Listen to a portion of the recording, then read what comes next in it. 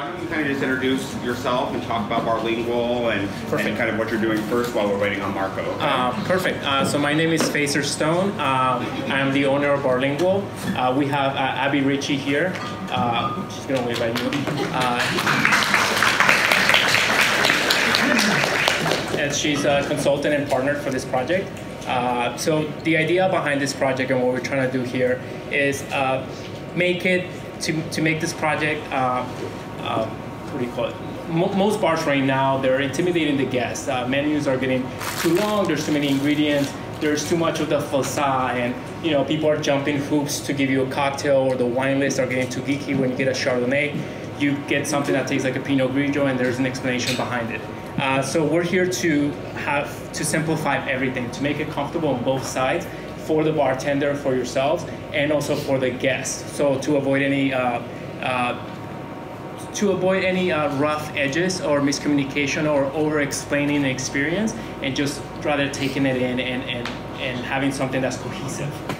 So my job is to bring together for you a bar program and build a foundation that the team could take forward and move on and elevate it as they go, and elevate it with the neighborhood. So that's what we're here for. Today we're going to go over Spirits 101.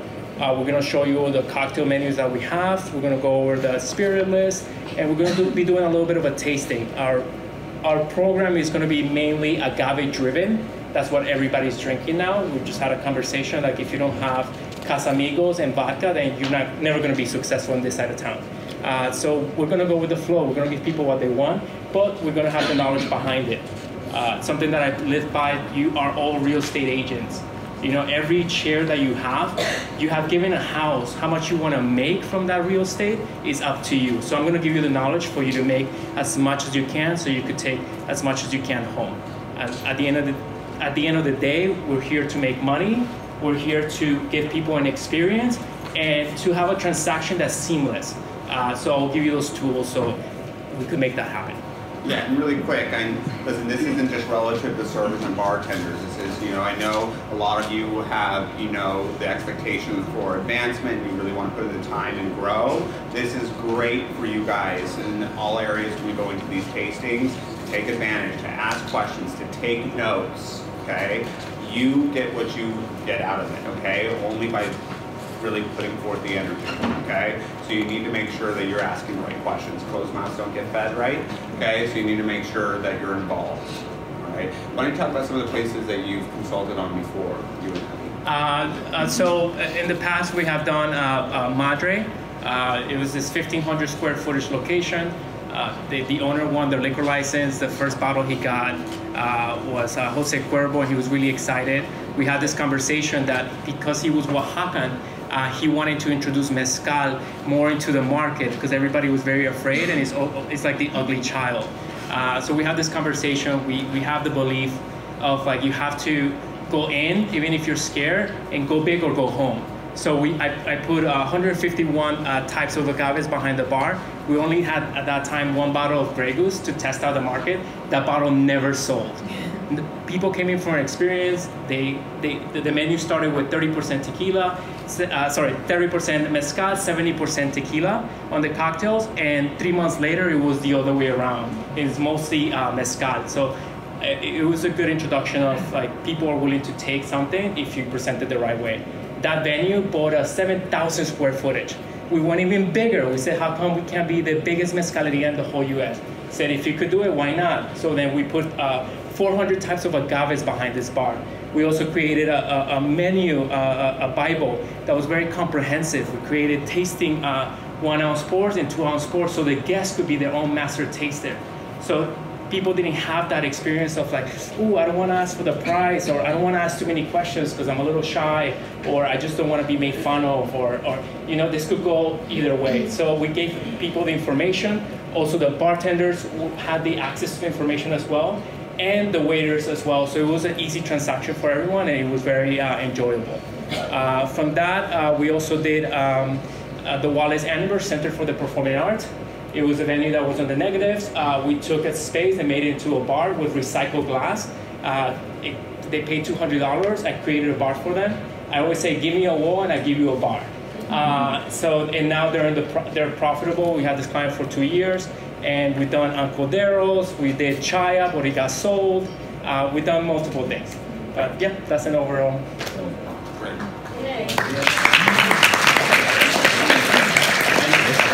One thing he highlighted on that I thought was really important, I thought was genius, is the 1 ounce, 2 ounce option. You know, so people can select and they can do tastings, and you can make recommendations, and they're not pigeonholed into this, you know, 2 ounce shot. If they wanted to try it out, they can get a 1 ounce pour. You know, it's actually quite incredible. Nobody's really doing that, so it's pretty amazing. Okay, wonderful. Awesome. So I want to introduce Abby already. This is Marco Ramos. He knows whatever he says.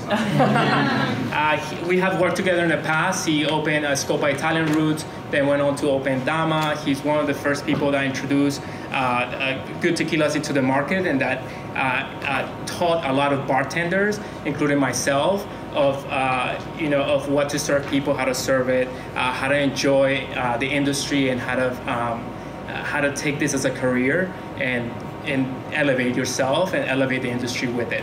I think we met like what, 20, 30 pounds ago? Both of us between the both. A lot of burritos. Patrick, when I met a lot of Patrick, meetings. The same. Patrick, he keeps the form item. Same here. Yeah, I have the pleasure of working with everybody in this building. I work with Facer, I work with Patrick, he was one of my mentors. I work with Abby. I honestly, the main reason what we do is because we love interacting with people. We love to provide an experience. And I think we have a bigger purpose, a purpose of service. Believe it or not, everybody does service in one way or another. From military to doctors to what we do, we're all in the service industry. It's how you see it and how you perceive it and how you do things that it's a little bit different. Honestly, I always wanted to be a radio DJ. That was like my passion. And for all of you who speak Spanish, you know what feeling is. For all of you who don't speak Spanish and venture into the Spanish radio stations and hear that counts.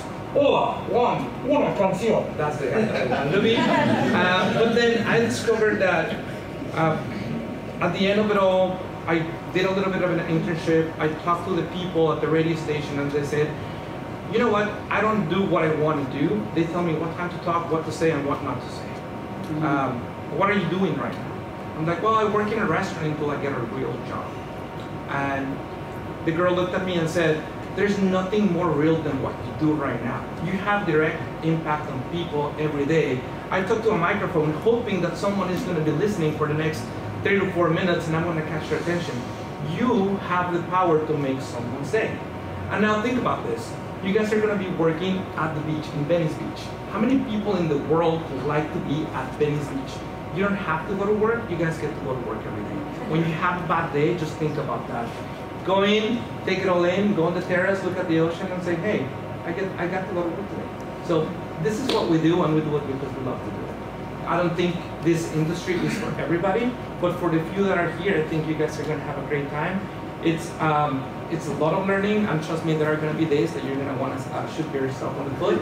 But at the end of it all, when you turn around, look at that venue, and have $300 in your pocket, it was totally worth it.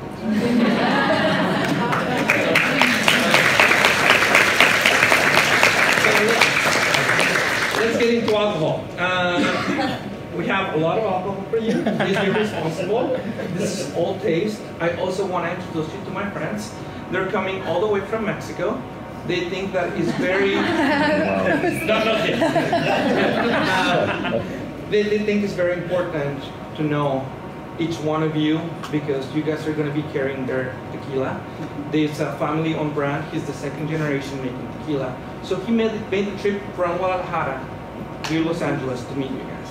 And,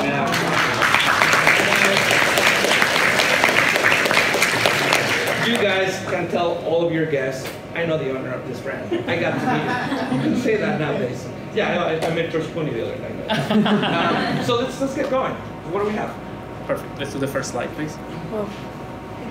So since we're an agave-driven program, let's talk about Mexico. And when you look at the map of Mexico, you see the geography of Mexico is very unique.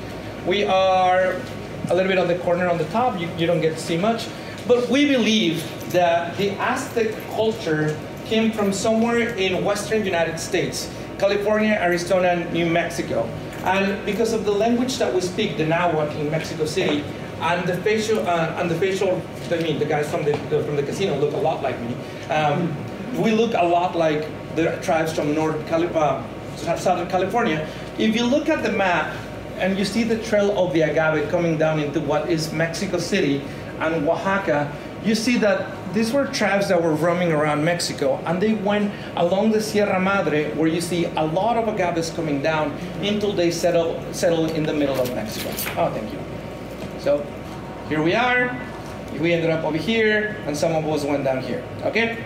So along the way, looking for the signal to build the city, we encounter a lot of challenges. We also discover a lot of things. Along the way, we discovered that we can make a lot of things out of agave. Agave was a mother to us. The goddess of agave, the goddess of agave was our mother of food. She also had 400 kids called the 400 conejos, or 400 rabbits, and they were the gods of drunkenness. So we knew that we can get some good juice out of these little plants. Can we get the next one? But we use agave for other things. Agave was not just used to make tequila. Agave was also used to make fabric. We also use agave for cooking. So you see this right here? This is actually the skin of the agave, and we use it for cooking. We also use the pencas, the points of the pencas for needles, and we also use them to spank our little kids. The guy in the corner over here is making something like a beer that's made in Mexico. It's called pulque. So when the agave grows, you cut the center of the agave, you let it bleed, and then when it bleeds, it ferments, and that's what the Aztecs were drinking at the time. Now, food, booze. Have any of you ever had pozole? Or menudo? Okay, we're gonna go into the story about that. You wanna go next? So this is how you make pozole. No, true. In the Aztec culture, the penalty for being drunk on the streets of Mexico City was human sacrifice on Sunday. On Tuesday, you will be cooked. Think about this. We didn't have any cows. We didn't have any chickens. We didn't have any pork. So the only way to make pozole was turkey and your uncle. So now, uncle was not eaten by everybody. You know how we all got a drunk uncle? That's how we got rid of him. So only priests and royalty will get to eat the human flesh. When the Spaniards came to the Americas and they introduced pork to our culture, then we decided to make the transition. They say that it tastes the same. I have never made the comparison. If someone invites you to their house and to give you original recipe pozole, don't go. Next.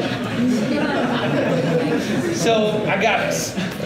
There are 250 species of agaves native of North America. 250 species that you can make some sort of booze out of it. Are they all good? No. Do they have enough sugar? This little guy here doesn't have enough sugar. This guy over here has too much water. This guy over here is perfect. You want to help us? So different types of agave mean different flavor profiles. Up until the last 10 years, we all thought that tequila was all the same and then mezcal was all the same. Think about wine. Does a Chardonnay taste like a Merlot? Why would we think that a Tobastiche and an Espadin will taste the same way? They just don't. They grow in different regions. There's different microclimates. There are agaves that take 7 years to grow. There are agaves that take 25 years to grow. The flavors and the profiles and everything that comes with it, the lifespan, the storms, the fire, everything that went into this agave, it's going to have an effect on what this tastes like. So every agave, every mezcal, every maker has a recipe, and every bottle is completely different. Now, 3 things to sell a bottle of whatever: you have to have a good story, you have to have an amazing label, but most important, you have to have an amazing juice. Because you can have the best bottle, the best story, but tequila doesn't taste good, there is no sound. All right, let's go on the next one. That's Pacer when he was 17. We found him on Google this time, so we don't know. We don't know. So just look at the size of that agave. This is an agave americana, the one type of agave that makes pulque. the size of that agave is probably 7 to 10 foot tall. That one grows anywhere between 10 to 15 years. And this is what we started with, a little baby agave. Usually agaves at 4 years old, they start reproducing. There are two ways of reproducing agave. One is pollination, the other one is cloning. So this agave had little babies around it, pull them out, plant them somewhere else. That's the most common way of reproducing agave. We'll go into pollination in a minute. So you make pulque. So this is what the Aztecs were drinking. They were going into the agave, using the leaves, using the fibers for ropes, getting the pulque out of it, spanking their kids with the leaves, and making fabrics with the points. So agave has always been amazing to us. There are two types, there are two animals, go ahead. There are two animals that pollinate agave. One is the bat, and the bat does it at night. Agaves, the only thing they have, there's a misconception. Cactus and agaves are the same. They're not. The only thing they have in common is that they both breed at night. They open their flowers, they open their seeds at night. So two animals pollinate agave. One is the bat, and the other one is the hummingbird. The hummingbird only does it for the last hour of the sun, right before sunset, because the plant opens. So the hummingbird goes into the agave as the flower opens and drinks the nectar of Mayahuel, which is the goddess of agave. And the belief on the Aztec culture was that the hummingbirds were the Aztec warriors that were coming back home right before sunset to have a drink with Mayahuel. So these are the drunken Aztec warriors who died and came from Pulque. That was the story. So when San Diego State University had a problem with the mascot being an Aztec, for 1 year they went into the San Diego Hummingbirds, the Aztec warriors who died and came back for battle. Let's go.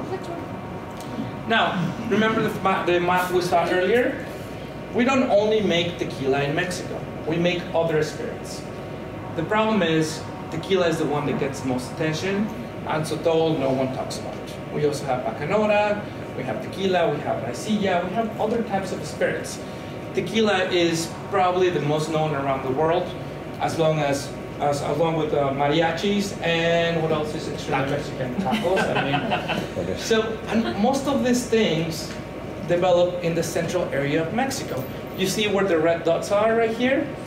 These are the places where you can make tequila. Jalisco is also the home of the mariachis and Mexican music, and it's also the home of amazing food.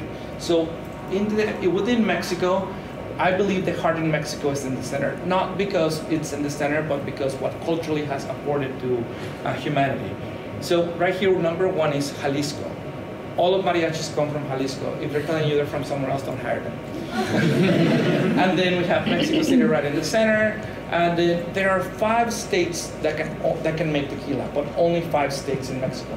Think about it as cognac and champagne. You can only make cognac and champagne in certain regions of France. Same thing with tequila. You can only make tequila with blue agave. You can only make it within the region. And you have a lot of rules and regulations within the process of making tequila. So for tequila, we have Jalisco, that makes 90% of tequila.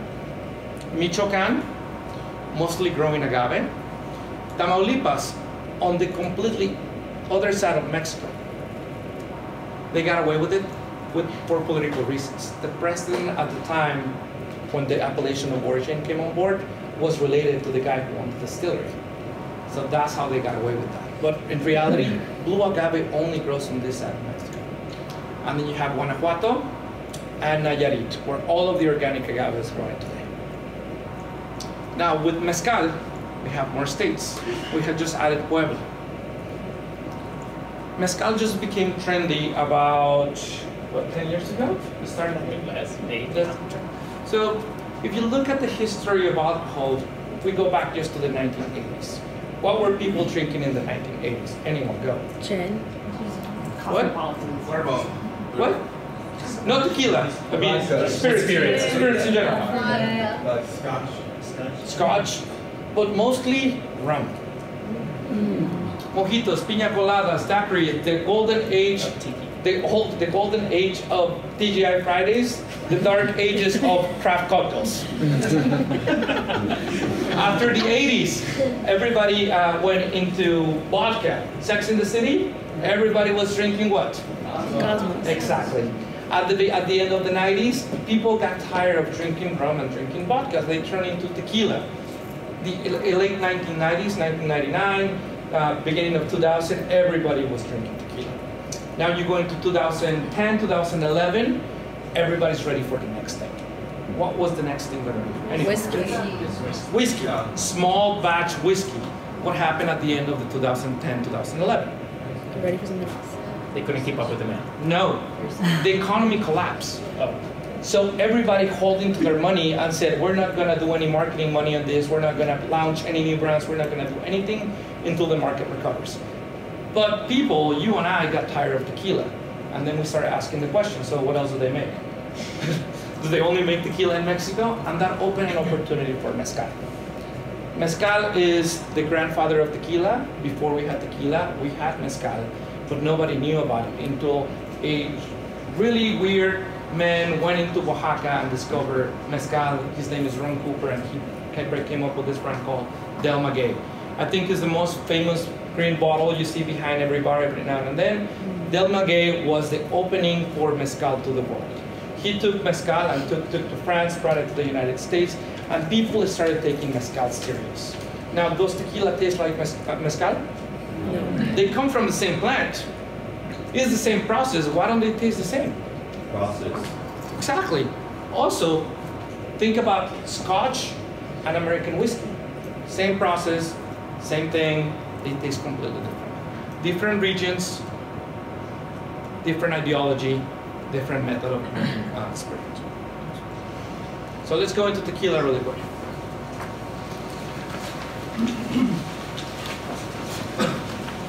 Tequila is three things.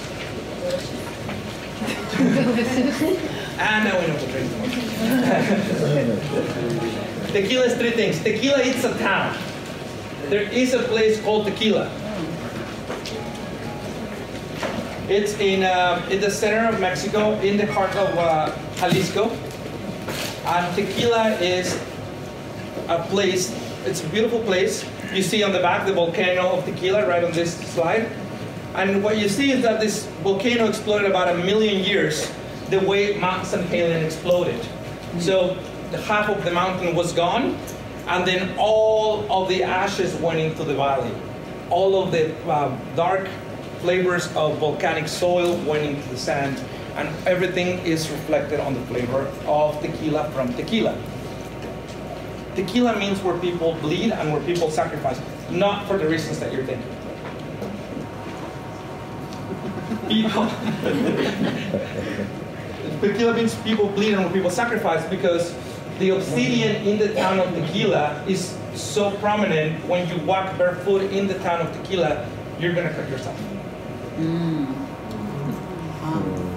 So there is a lot of glassy material on the ground. You're gonna cut yourself, and that's where people bleed and where people sacrifice. Now, big distilleries in the town of Tequila. You have Cuervo. We have Sauza in the town of Tequila. Families in Tequila are generationally working for different distilleries. In the town of Tequila, there is poverty, but there is no misery. What I mean by that, everybody has a job. People that come to beg into the town of Tequila go for the tourists, and they come from a different town. It's a really, really good town. You have tequila, the next one. Now you have tequila as a spirit, and you also have tequila as a denomination of origin. So tequila is three things. It's a town, tequila is a spirit, tequila is a denomination of origin. A place where you can only produce one thing. We have denomination of origins for different things. We have denomination of origin for tequila. We have denomination of origin for cognac. You have denomination of origin for champagne. You have denomination of origin for cheese, plates, anything that's particular to one region has a denomination of origin. So you get your agave, you mill it, you cook it, you add water, ferment, distill, tequila. If you guys should take a picture of that, this is like an easy cheese bar. It took me like 10 minutes. So he just wants you to take a picture because it took him a while to make it. Oh no, it's a cheat sheet. It's good. It's a reminder. Thank you. We have one for every spirit. I don't know, did every single one of them took you 10 minutes or just the first one? Let's go on the next one. Oh, did you not all get it? I'm sorry. Got it? Okay, guys, take as much notes as possible. Remember, we will be reviewing just like we always do for recap. Okay. Everyone got it? Yes. Just a reminder for the ones that are 21 and under, smell the product, please don't taste it. So managers are very know who you are. There's no point in losing your job over one single shot. You know? Do you have the agave? Agave nectar? Yes. Okay, we're good? So the first thing to make tequila, we need agave. Agave, blue agave, Weber tequila, that's the type of agave that we use for tequila. It's blue in color. Weber is the last name of the person who discovered the agave, and tequila is what we use it for. Blue agave, Weber tequila. That's the name of the agave. This agave takes 7 to 10 years to grow. It only grows in this specific region of Mexico. You have agaves here at 1 year, and then you have agaves here at 7 years. The job description of this guy is called a jimador. For those of you who drink tequila, jimador is a brand, and what that means is the guy who harvests the agave. I don't know his name. We call him Conejo. He has 8 kids. He's been working for the Sousa family for 5 generations. Next one. This is the jimador from Herradura. He's the master jimador. So what we do is, once the agave is ready, you start cutting the leaves on one side. Once you cut all the leaves on one side, you get to the root. And then once you get to the root, you start chopping the leaves on top. All of the leaves stay on the ground for composting. We take from Mother Earth, we give back to Mother Earth. One thing to notice, the soil is red. Red soil is very conducive to sugar and water. So these plants are amazing. They look amazing. They're growing really, really tall. This is about 7, no, he's Mexican, like 6.5 feet tall.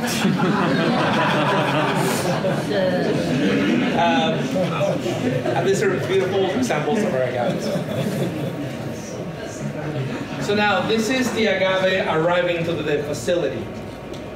There's beautiful white agave, but you also notice there are red patches in some of this agave.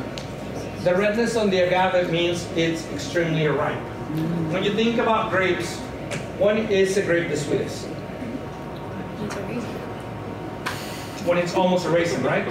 Yeah. So think about these agaves with red dots as the agave raisins. The most sugar on the agave. What is the agave the ripest? Right here, on the back with a picture behind you. You, the one to turn around. No, the guy behind you. Picture. We just said it 2 seconds ago. Yes, Marina. Huh? Oh. Okay. Agave is the ripest when it's extremely mature. Next one. How do you cook the agave makes a huge difference. How do you cook your potatoes makes a huge difference. You have potatoes cooked on a brick on an oven and potatoes cooked on a microwave. Do they taste the same? No. Same thing with agave. There are 3 different processes to cook the agave. You have brick oven, you have an autoclave, and then you have a diffuser. The first autoclave.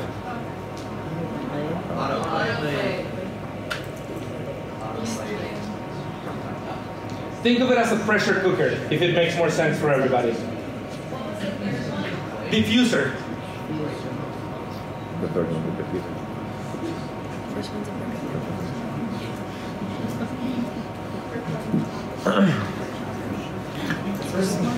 It's a brick oven.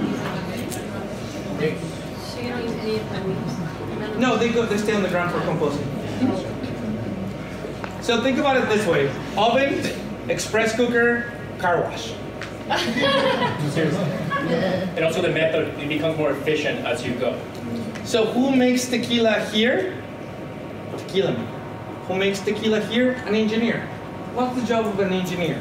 To get the most out of the raw materials. here you have someone who's actually making tequila because they love what they do. So this guy has a brick oven. This takes 24 to 48 hours to cook, depending on the size of the oven. This one right here, the second one, the autoclave, the express cooker, takes 8 to 12 hours to cook. And this one at the end, you throw agave on one side and you get bottles on the other side. Wow. They don't even cook the agave anymore. What they do is they get the agave, they chop it so little, they add chemicals, the juice comes out, and they cook the juice. They don't even cook the agave. We don't carry any tequila that's made in a diffuser, and that's something that you get from us. We back you up with the product that we have. We're not going to give people hangovers or anything like that. All right, next one. From agave cooking, we're going to go to agave crushing. How do you crush your agave? My good friends at Hangar One in San Francisco bought some agave in Mexico, and they thought that the best way to do it was to put it through a machine that processes grapes. That didn't work out. After 3 engines, they decided that was not the way to go, and they had to go with a small sugarcane mill. So the traditional and the most rudimentary way, some people still do it, you crush the agave by hand. And that takes a few days where you have the agave, you're crushing, adding a little water, crushing. The whole idea is to open the fibers, get some oxygen in there, and get that fiber to turn into actual sugar. On the second one, Ferrari right here modeling for us. That's the name of the horse. You are opening the agave. This one can take days. This one takes about 8 hours. And this one takes about 15 minutes. This is the most used way of crushing agave, the most efficient way of crushing agave. And I believe probably 90% of distilleries in Mexico do this. They crush agave on sugarcane mills.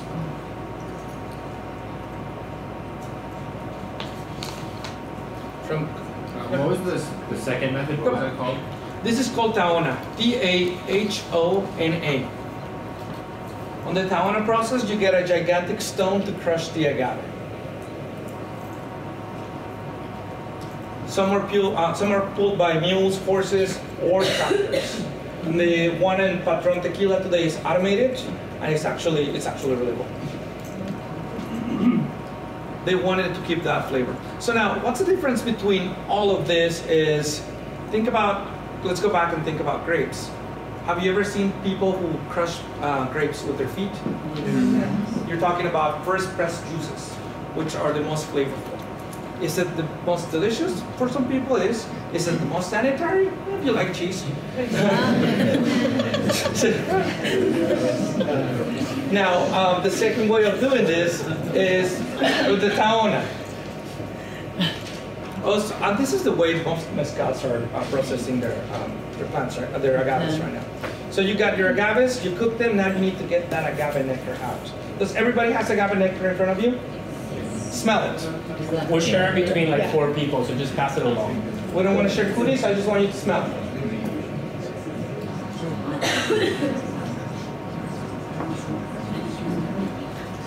So that's what comes out of this process. That's what we're trying to get out of this process. Not in the form that you have it because it's been altered, but this is the raw material. If you're super smart and a scientist, you can make tequila out of this. I'm not. So now, agave nectar is 3 times sweeter than sugar and lower in the glycemic content. So for some people have a lot of health benefits, for some people it's lethal. So depend on the guest. A lot of people like their skinny margaritas use agave nectar instead of sugar. It's not as refined. So this is our milling, and then we go into our fermenting. So now that we have this, we need to convert these sugars into alcohol. It's a process on every spirit, even in wine. You get the grapes, you mash them, you got the juice, and now you need to convert that sweet grape juice into alcohol. There's a way of doing that, and that is called fermentation. This guy right here used to make tequila back in the 1800s. There is a river that flows on this side, and back in the day, Only 2 people own land in Mexico. Anybody wants to guess who? I'm sorry? No. Before Don Julio. Spaniards? Before Cuervo. Spaniards? 2 Spaniards used to own the land. All of Mexico belonged to 2 Spaniards.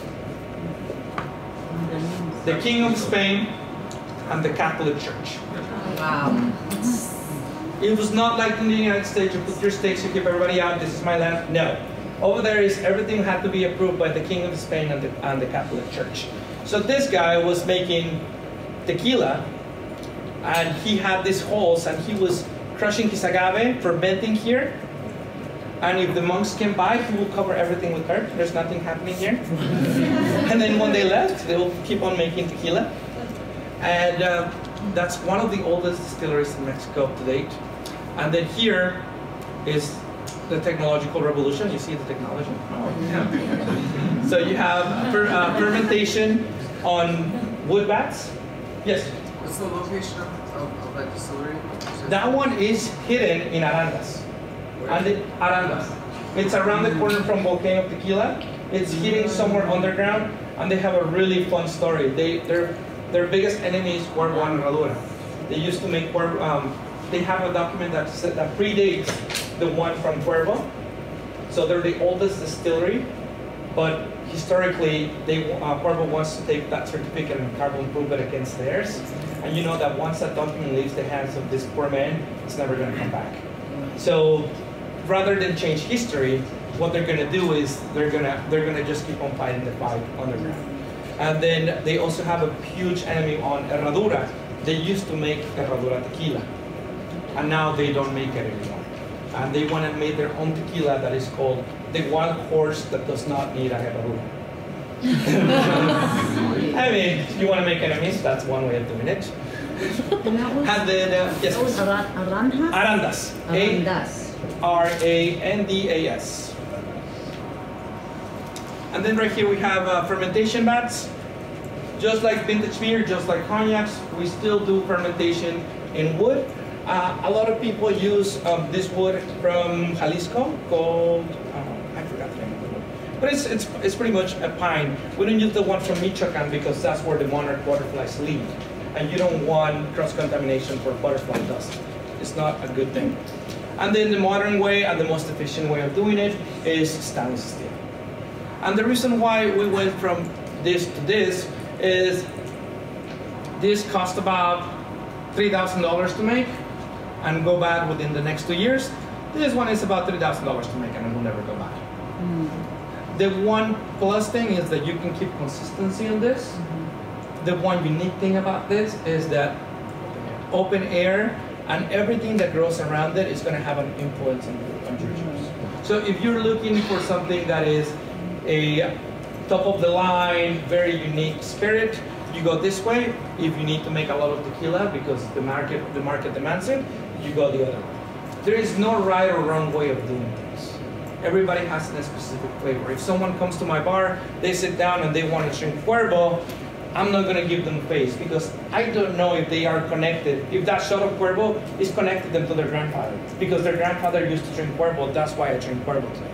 So we don't judge why people drink this, but we can point them in a different direction. We can give them a different experience and they can learn from us. Next one. From fermentation, now we have alcohol. Now we have a beer.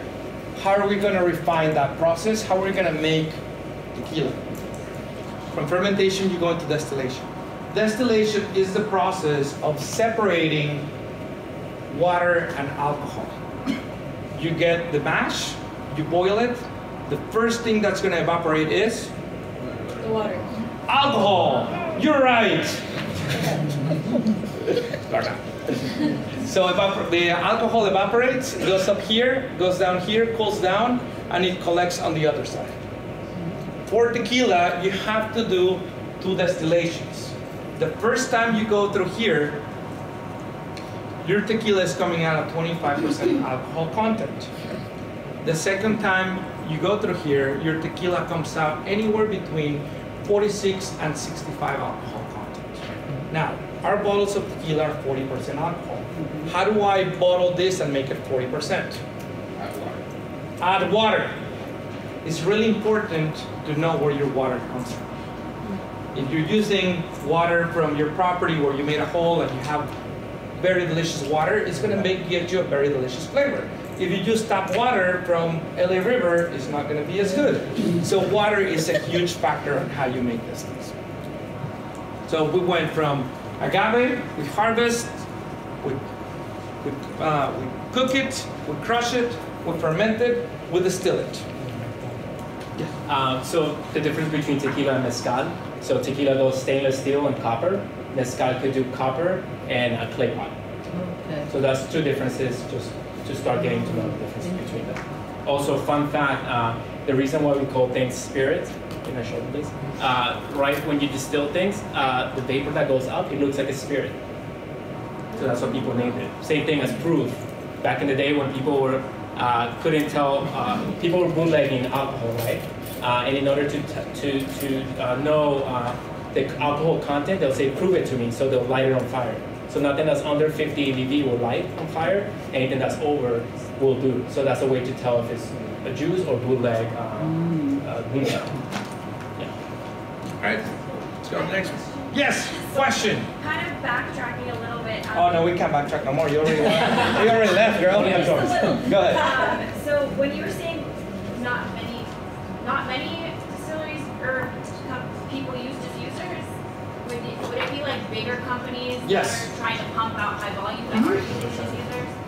Yes, you're thinking about Salsa Tequila uses a diffuser, Okay. where they're doing volume worldwide, and Casamigos and stuff. Casamigos does not. Does not. Okay. No, Casamigos uses autoclave. Okay. You're talking about big industrial companies that tequila. Think about it this way: if the bottle of tequila is $10 or $12 at the store, or 20. Think about it this way: bottle of tequila is $20 at the store.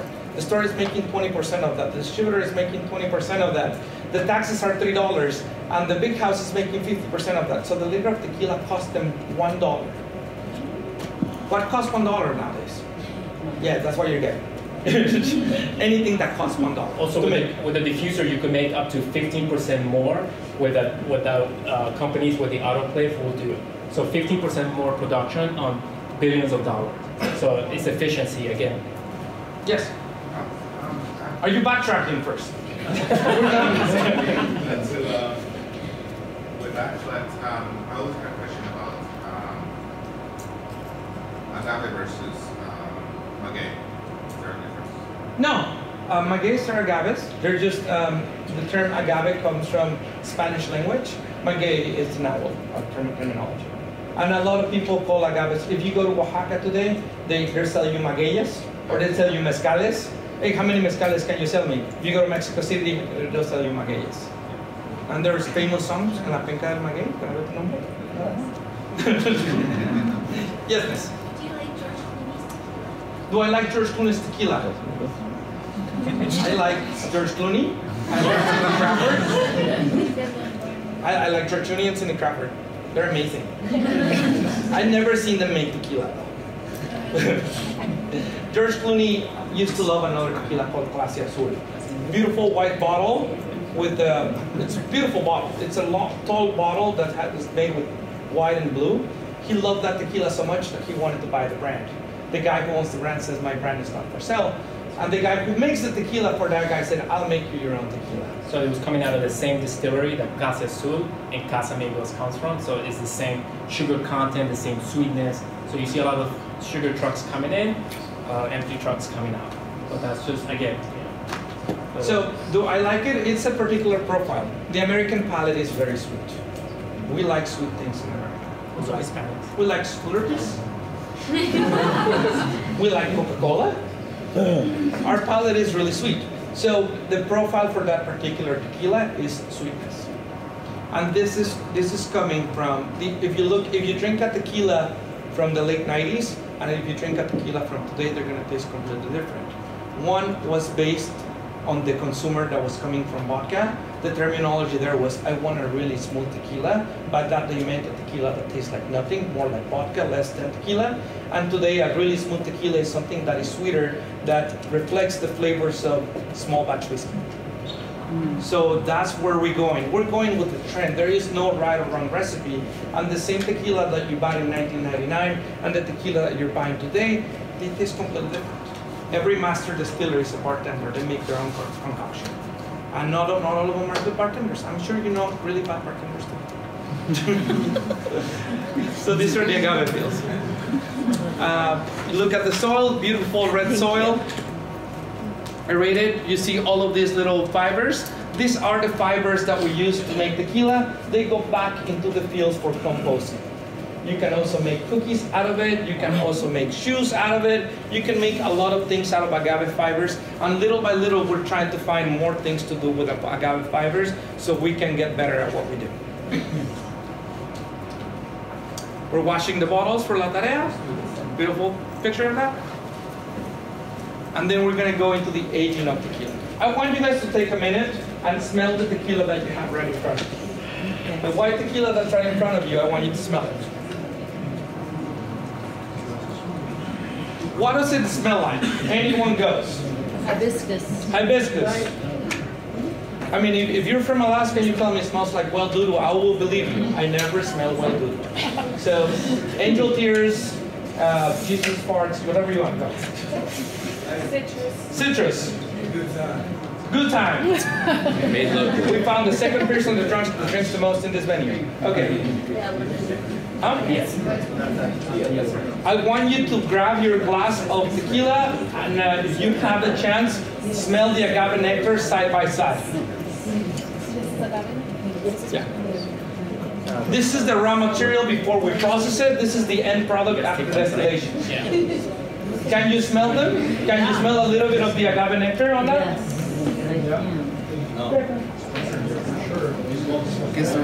That one, you have Mezcal? Did they give you the wrong one? No, it's okay. We trust your Did they give you the wrong one? Yes. Oh, we're sharing.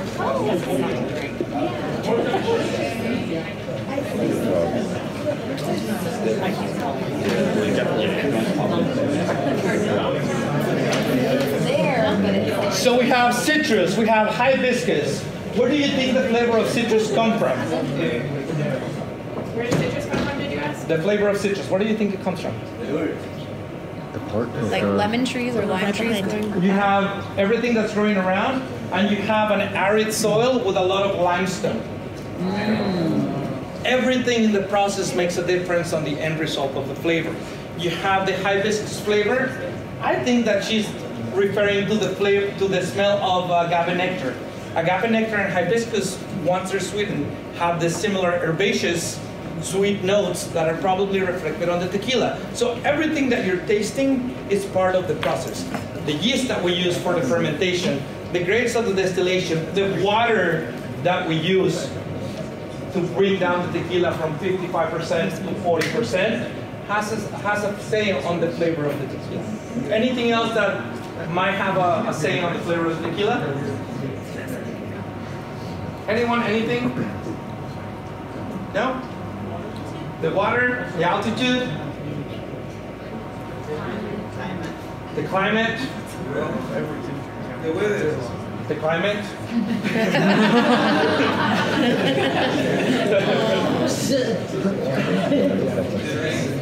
The rain, the water, the hand of the maker.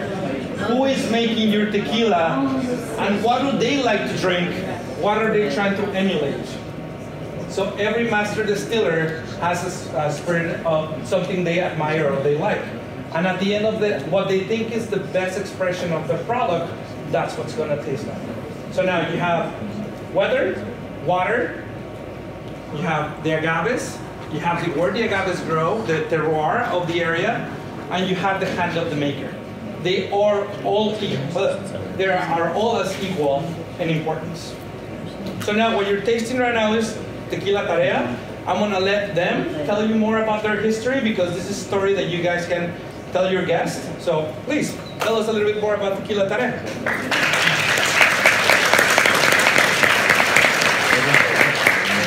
Well, first of all, I'm Aldo, by the way. I am actually the son. My dad is the owner of Tequila, and not just Tequila La Tarea. We also have other brands that we're going to introduce with our distributors. So first of all, our company is a family company. It is, as Marco was saying, that there are industrial ways to make tequila. There are like the traditional artisanal. We're making like the basis like tequila used to make, because that's what we want people to get to know, because if we make tequila like industrial way, it is not something that we are like pleasure to do it. Just taste it and you will see the differences between it. I mean, Marco knows, Silver knows. So we want you, that you're gonna be at first customer service, to introduce the differences between what is a good tequila made and what is the industrial way. So our company, well, actually my dad's company, it is from the 30s, 1930s. As the great grandfather from my dad, it was the first guy who introduced this industry. And when he started, he made their tequila, but for their own company, for their own employees, actually. I'm not very well in English. No, you're good. So he made their tequila just for the employees. And actually, in those days, it was called aguardiente. It's not called tequila. It was called tequila when it was the denomination origin denomination. Sorry. So after that, it was made just for employees and for the people around the town. It is called San Escobedo. It is like an hour, 50 minutes from Guadalajara, Jalisco. So after that, the plant was just like a tavern, really small, and they left it away.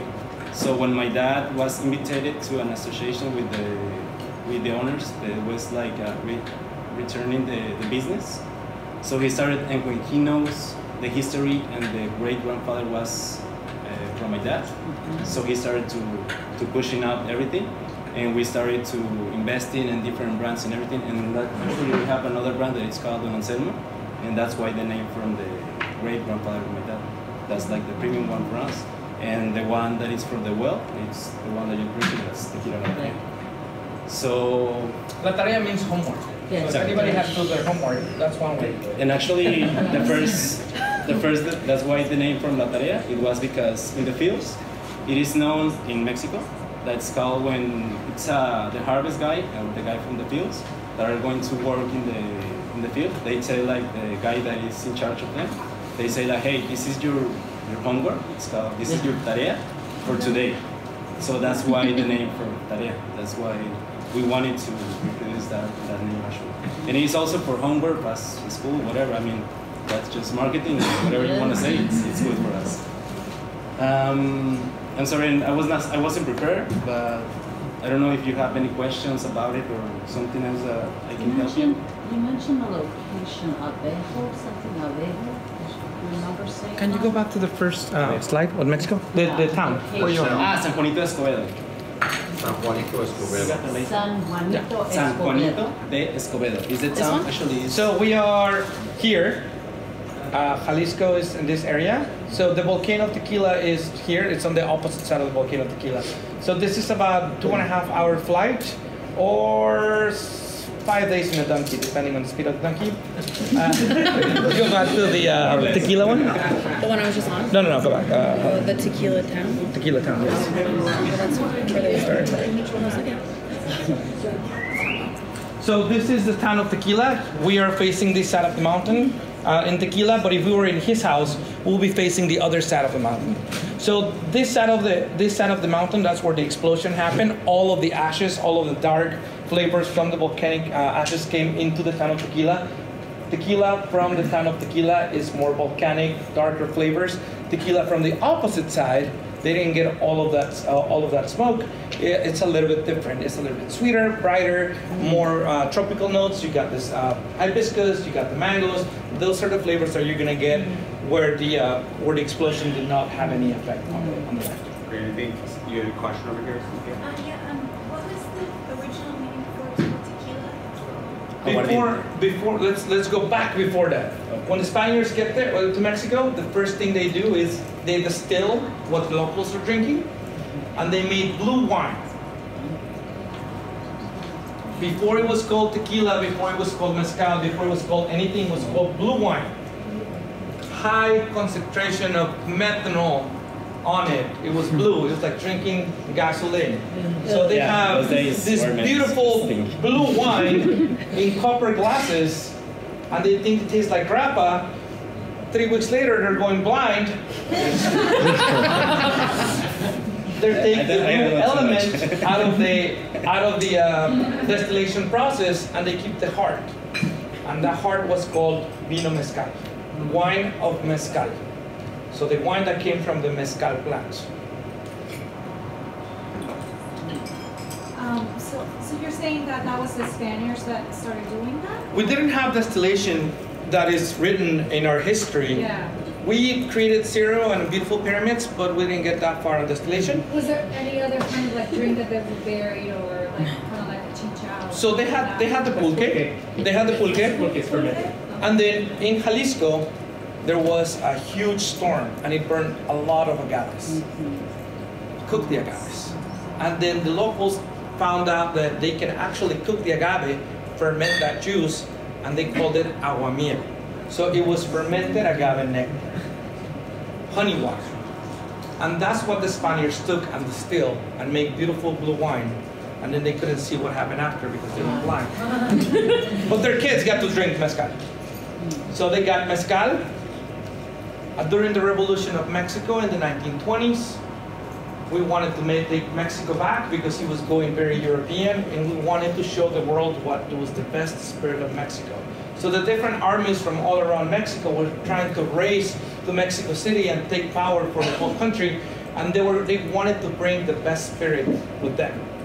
There were guys from Oaxaca were bringing mezcal, the guys from Sonora were bringing sotol, the guys from Chihuahua were bringing, the guys from Sonora were bringing bacanoa, sotol, raicilla. But Zapata and Carranza and all of those guys that went to Jalisco got mezcal de tequila. Mezcal from the town of Tequila. Difference between tequila and mezcal: mezcal is cooked underground, tequila is cooked above ground. That's how you kill the smoky flavor. That's why it doesn't taste smoky anymore. When they got to Mexico City, they introduced tequila to the world. Mezcal de tequila. Eventually, mezcal de tequila got their own denomination of origin. They dropped the word mezcal, and they just became tequila. Like sparkling wine from champagne just became champagne. As the best tequila, the best mezcal in Mexico. It was not smoky. It was easy to make. It was really good to produce. Another question, sorry. Can we see what the alcoholic bottles look like? Of course. Yes, I'll pass them Yeah, around. we'll pass them around. Absolutely. And we're going to show you every bottle that's going to be behind your bottle. Then I have a question. We have the photos. aguardiente, because I know that we have that in Colombia. It's a lot strong, like it's weighing alcohol. It's a different process. I mean, the names is like Marco said. They name in different regions depending on the culture and the ways that it used to make. So I mean, it's not the same, but it's like in those days in San Juanito Escobedo in this region, it is how they call in 1930s. That's called because Marco says the long history. That's the more like historical way. Also, I think you're thinking about aguardiente. So the difference between aguardiente, two different regions, it means the water of God, right? For our traditional aguardiente, you think from Colombia is they add sugar to it, and also anisette, which is like the anise flavoring. So it's more of like a digestive. So it's heavy on sugar content. This is just distilled twice. Pure, they put water to bring it down to proof, and then it gets bottled or aged. There's no additives to it. The other technical problem that we have in Mexico is taxes, government, and influence. So we have another still of agave called raicilla. Oh, hola, why happy? So we call it raicilla, that means spirit of a root. In reality, it's not. But not to pay taxes, we call it raicilla. We call things aguardientes, not because they're made the traditional way of aguardiente, but we didn't want Cuervo or the government to get mad at us, so we had to come up with names for our tequila processes. So is this tequila? No, this is aguardiente. Don't worry about it. It's not the same thing. Are you selling tequila to the public? No, we're selling aguardiente. It's a sugarcane distilled. So we have to hide the process to the crown, to the church, and to the government. That's another reason why they used to cook mezcal under pit fires, same as el caballito cerrero no necesita herradura. Same process. So when the government will come in, or the king, or the army, they will hide and they're like, nothing's happening here. So something that's cooking, the smoke is not coming out. Remember, you're making a big hole to cook this agave flower. Espadín, for instance, is about like I think 10 pounds. So it's huge. I'm going to show you some pictures of that as well. So that's another difference. We're going to pass the reposado right now. You guys have to do something? Okay. So Blanco tequila, by law, it has to be unaged less than 2 months. It has to be white in color. So there are tequilas that are blancos that are aged. And the reason why I don't tell you is because they put it through the diffuser and they want to make it taste delicious. So they put it in a barrel and then they clear the color and now it tastes like something. 1800 and Centenario are those two. We don't have any of those. We have Casamigos and Casa Azul, just a heads up. So, reposado tequila means that it's been rested. The tequila that you guys have right in front of you is being aged for 4 months. We believe that at 4 months, this is the best of the expression. It's not going to be too oaky, it's not going to be too bland, it's going to mix perfect with palomas and cocktails, and you're going to get everything from the tequila that you need to get. A little bit of oak, a lot of agave, and a lot of alcohol. That's what we're doing our house margarita with. That's what we're doing our paloma with. Since this market wants more of the whiskey palate, we're going with it and we're making that introduction. In addition, just because we're making a margarita and we're not going jumping hoops, I'm bringing a better product. Like try to match my margarita with a Blanco margarita. You will not get the same flavor. And when people go home and they're like, oh, what do you put in your margarita? Lime, agave, tequila. Well, that's a skinny margarita. So now we eliminate the other questions. So we're serving people skinny margaritas that are reposado that taste amazing for $12 and $9 for happy hour. Who could compete with that? And really fast because it's coming out of a draft because we made it fresh every day. We just made it for the crowd. All of those bartenders over here, we're trying to sell your shoulders. Your shoulders are very important. You need them. We don't need you to do 10,000 margaritas a day. Reposado, aged from 2 months and up. You can do a reposado that's aged 5 years, but añejos come in at 1 year. So no one that I know has a reposado that's aged more than a year. So you have blanco, reposado, añejo. Unaged or the little aging, 2 to 12 months, 1 year to 3 years. And then you have a new category called extra añejo, anything over 3 years. We use white oak barrels. Where does the white oak barrels come from? We have French oak barrels, from whiskey barrels, rum barrels, all depends on the flavor profile that you want to do.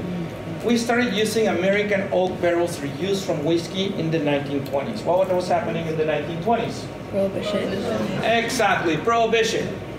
What happened in prohibition is we're not selling alcohol, the American market is flooding the borders, and they want to drink something that's delicious. They didn't want any of that Mexican moonshine. They wanted something that was aged, sophisticated, and really good. So Eladio Sousa from the Sousa family goes to Kentucky, buy barrels, and starts making Eladio Sousa's Mexican whiskey. It was tequila, aged in whiskey barrels. But everybody in the California, Arizona, and New Mexico border was extremely happy. In Juarez, where the border with Texas, El Paso, and Mexico is, Al Capone and Parker Beam go down there and they establish 2 distilleries. They kill everyone who doesn't want to make sotol, everybody who doesn't want to make whiskey, and they make 2 distilleries, Waters and Fraser's and Juarez whiskey. Those were the 2 distilleries at the time. Smuggle the bottles across the border, puts them in cars. The bootleggers race around the country trying to deliver the booze, and we have NASCAR. That's how NASCAR was created. Bootleggers running alcohol from place A to place B, racing for customers. That's amazing. American oak barrels are used from whiskey on this particular product. We also have French oak barrels, and you also have Canadian oak.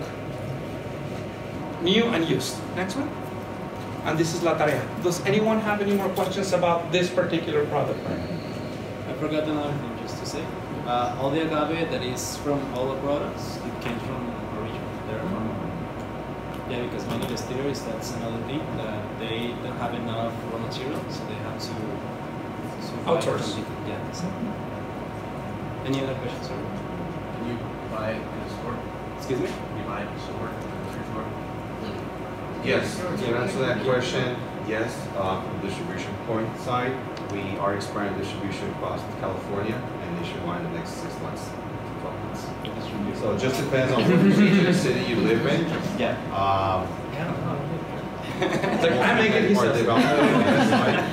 So it's just a matter of just walking. Another thing too, I always implement to customers is when you walk into a store, just ask for the tequila. That's the best way to get brands into marketing and getting customers to remember that name. I mean, Casamigos does it, Patron does it, everybody does it. So until names don't start ringing to people's heads, they won't know, or they won't pick up any brands. Because at the end of the day, there's thousands of brands out there, not just tequilas, but in all types of spirits. Everybody wants the shelf space, but stores don't want to carry brands that are not just gonna sit down, sit and not move at all. So. But yeah, we will be expanding distribution throughout the state. But again, if there's a nearby liquor store, just start asking for it, and they'll start picking up the products. So let's go over the spirits that you will be carrying. La Tarea will be your wheel. Then you have Casamigos. Yes, miss. For this particular product, American oak barrels are used from whiskey. What type of whiskey do you get the barrels from? They're new? They're just getting bulk. So whatever it comes from the pallet, they just put. And then you just blend it all together to keep consistency. Yeah, that's from the master distiller that has to make the blends to make the profile exactly the same. Perfect. Just blend it. All right. So Casamigos. Who makes Casamigos? There you go. Next tequila. Don Julio, Mr. July. Don Julio happened, and then go back. Don Julio happened by accident. Don Julio actually used to make a really bad tequila. He had a birthday party. He was embarrassed of that tequila. He bought some barrels from his office, and there comes Don Julio. There was the tequila that Don Julio used to drink for himself, made in Mexico, owned by Diageo. Easy name, everybody will call it out. 1942. Make sure that you are asking people about shots on Don Julio, what flavor profile they prefer, if they want something silver, or they want something with a little bit of character. If they want to do the 1942, make sure that they know what they're getting and how much they're paying for it. So the 1942 is the extra añejo? It's not. It's actually an añejo tequila. It's called 1942 because it was the year where the distillery was founded. It's an añejo tequila. What they do is coloring. It's a huge part of the tequila business. You really don't want to go into a store and see bottles of Don Julio that they're all different colors. So they use this technique where they give you a brown bottle and you don't see what color is inside.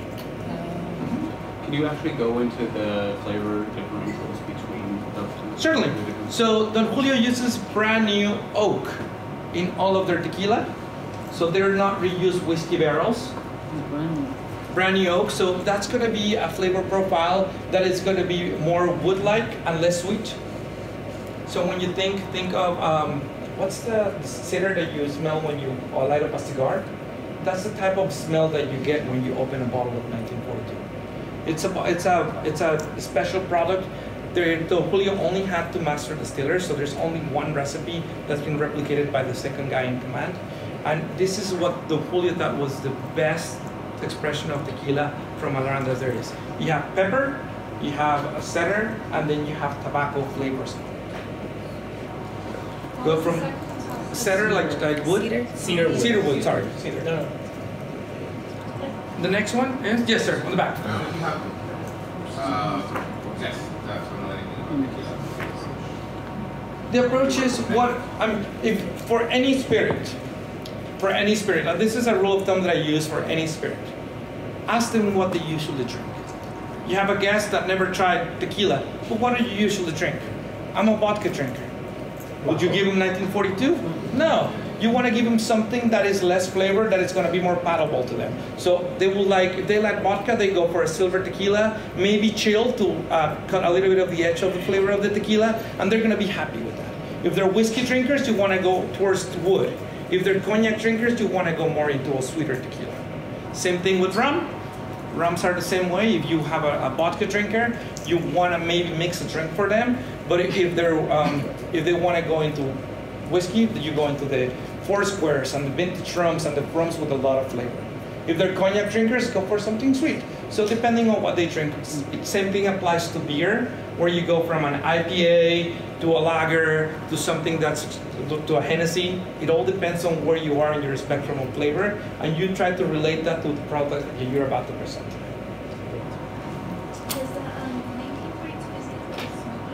It doesn't. It's mostly pure wood, naked wood and agave. If the 42 isn't like an extra añejo, what's the difference between an añejo? The difference between the añejo and the 42 is the añejo, it's a barely 1 year. The 1942 was a special edition that they were just making on the market. It was supposed to be an extra añejo, but the flavor profile of a naked barrel is too strong for the palate, so it didn't taste that good. So they had to go over a year, different yeast, special edition. People just got hooked into it, and they decided to bring it as one more thing for the line. With the 1942, I know some people like to put like an ice cube in to like open up the flavors. Do you recommend doing that? I recommend putting 3 ice cubes and getting 4 more shots. Man, whatever they like, that's what we're gonna deliver. If they're gonna spend $50 a shot, I'll put honey on it, whatever you want. The next one. Sorry, last question. Yeah, just to be sure, so the 1942 is not considered It's not an extra añejo. We have Angelisco. And this story is amazing. 5 kids that used to work at the Yard House in Santa Monica lost their job because the Yard House closed. They decided to open their own bar in Westchester. It's called Cinco because they're 5 friends.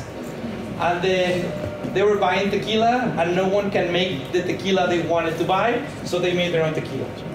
Angelisco. 5 guys that used to work in Santa Monica that have their own bar that made their own tequila.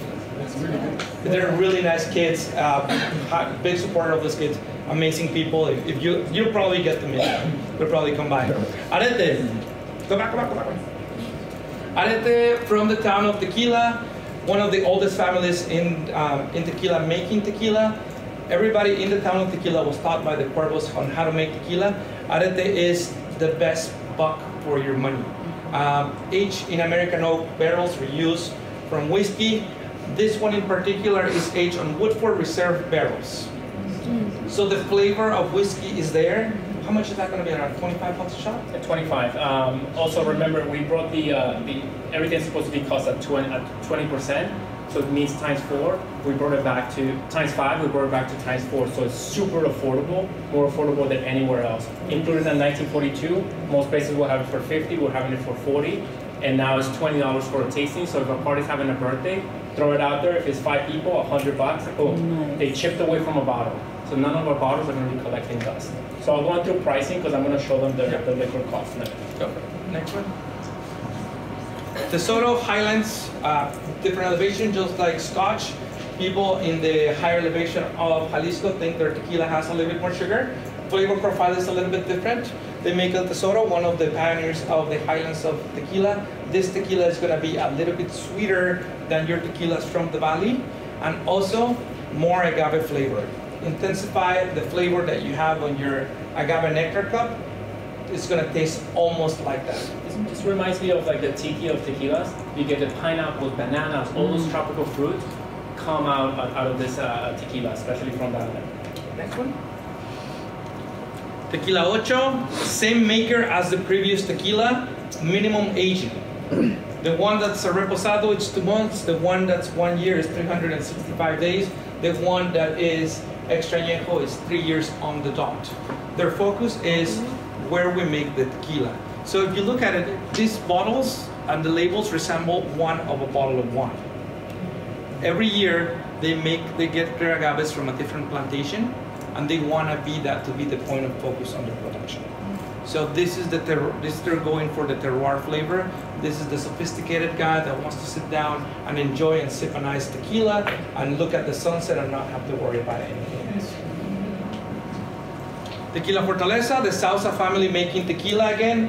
Guillermo Sauza was born into the Sauza family. This is the 5th generation of tequila makers. They hold this set of bottles will tell you the story of the tequila. On the bottom, on the back, it says 5th generation. On the neck, you have initials.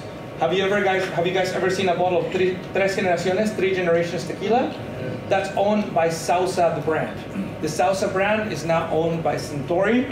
He cannot use the images of his grandfather, great-grandfather, and great-great-grandfather in his own bottles because by law he can't. So he decided to put the initials of his great-grandfather, Eladio, Zenobio, and Francisco Javier Sauza. This is the distillery, brick oven, Tahona crushing, and this is the Valley of Tequila, and you see the volcano tequila on the back. Yes? Do they, when they make the tequila, do they celebrate like a ceremony? Not on tequila. We are way past that as far as, and I'll tell you why.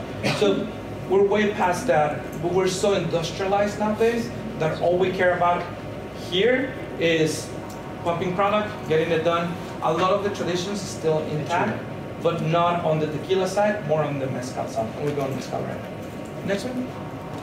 G4, another tequila that's focused on the agave.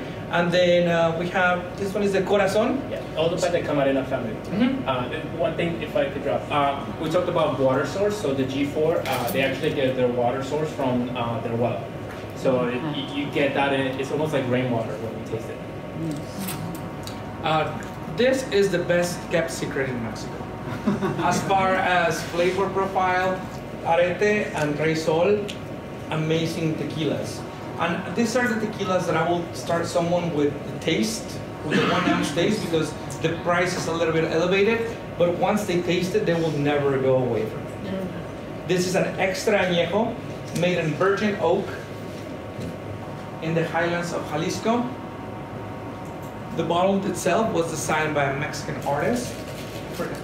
I don't, I'll get it for you. But his art reflects a lot of the Botero art from Colombia. It's kind of like the look that he goes on all of his art. It's a beautiful, beautiful bottle.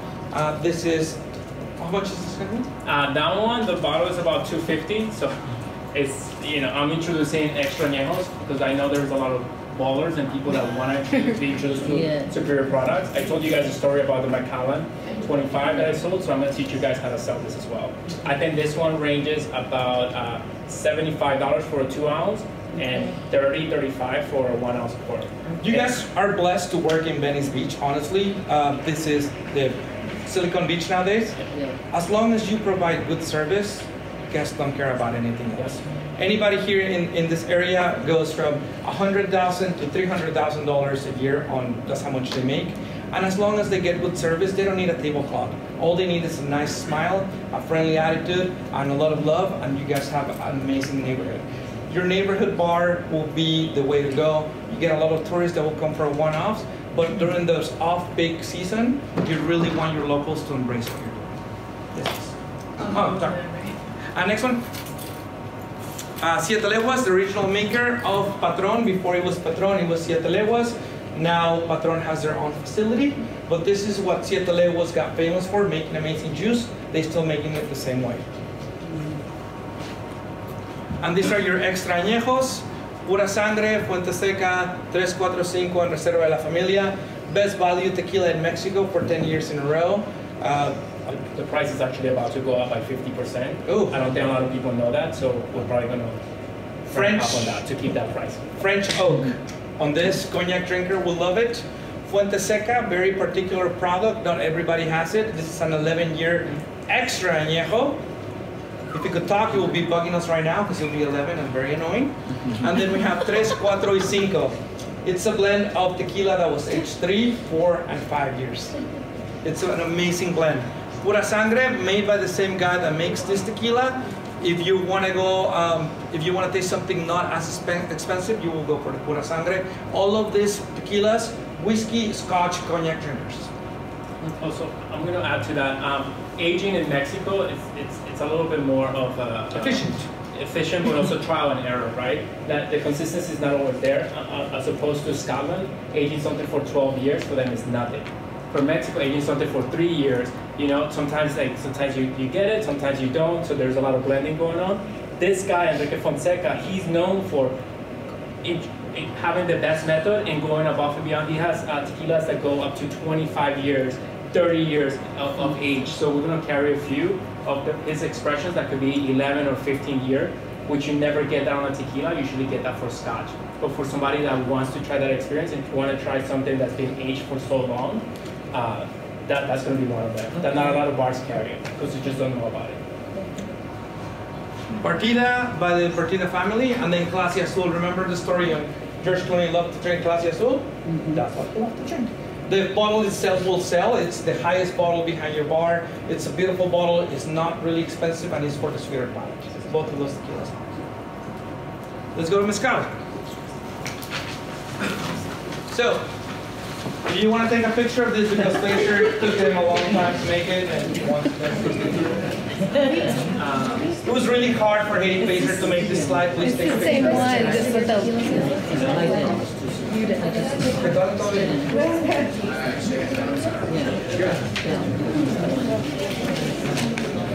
Okay, you can move it. And I'm going to be talking with my Hey, there, just make sure everyone knows, like, the case. Case it, yeah. Yes. Okay. Depends, what's your condition? So just to recap, everybody has tried the Blanco, right? Yes. The Reposado. Has everybody tasted the Reposado? All right, you guys, yeah. Go ahead. Thank you. Please have a taste. And then the añejo, right? You want to do the añejo last? Let's do the añejo right now. Yeah. Okay, hold on. Please save a little bit of your Blanco tequila because we're going to smell it again. Oh, hold on. If you didn't, make a friend right now. Guys, focus, please. Yes, Marco.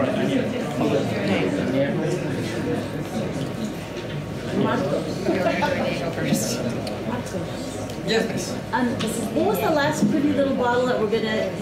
Clase Azul. Glacia? Clase? Glass? Azul.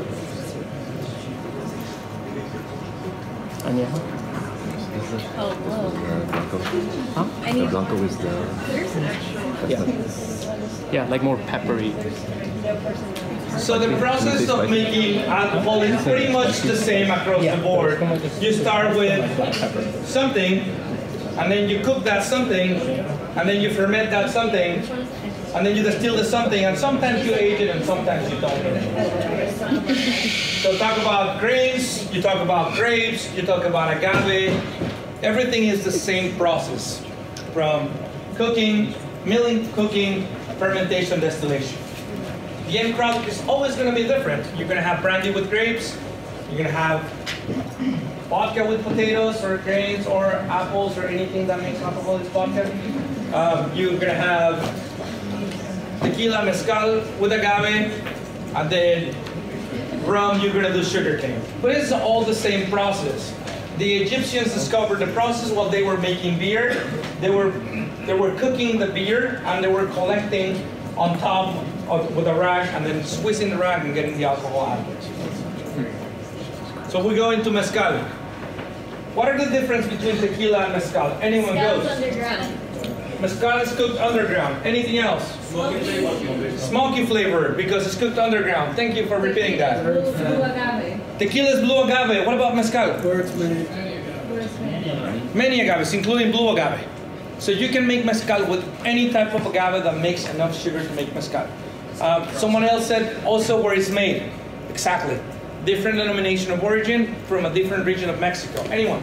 Still in process. So mezcal is just copper and plate, pot, and tequila is stainless steel. Mostly for production. I mean, there is no wrong of making either or. It's just what's predominant in the market because of volume. Most of tequilas are made in copper and stainless steel. Mezcales are made in any varietal of the stills.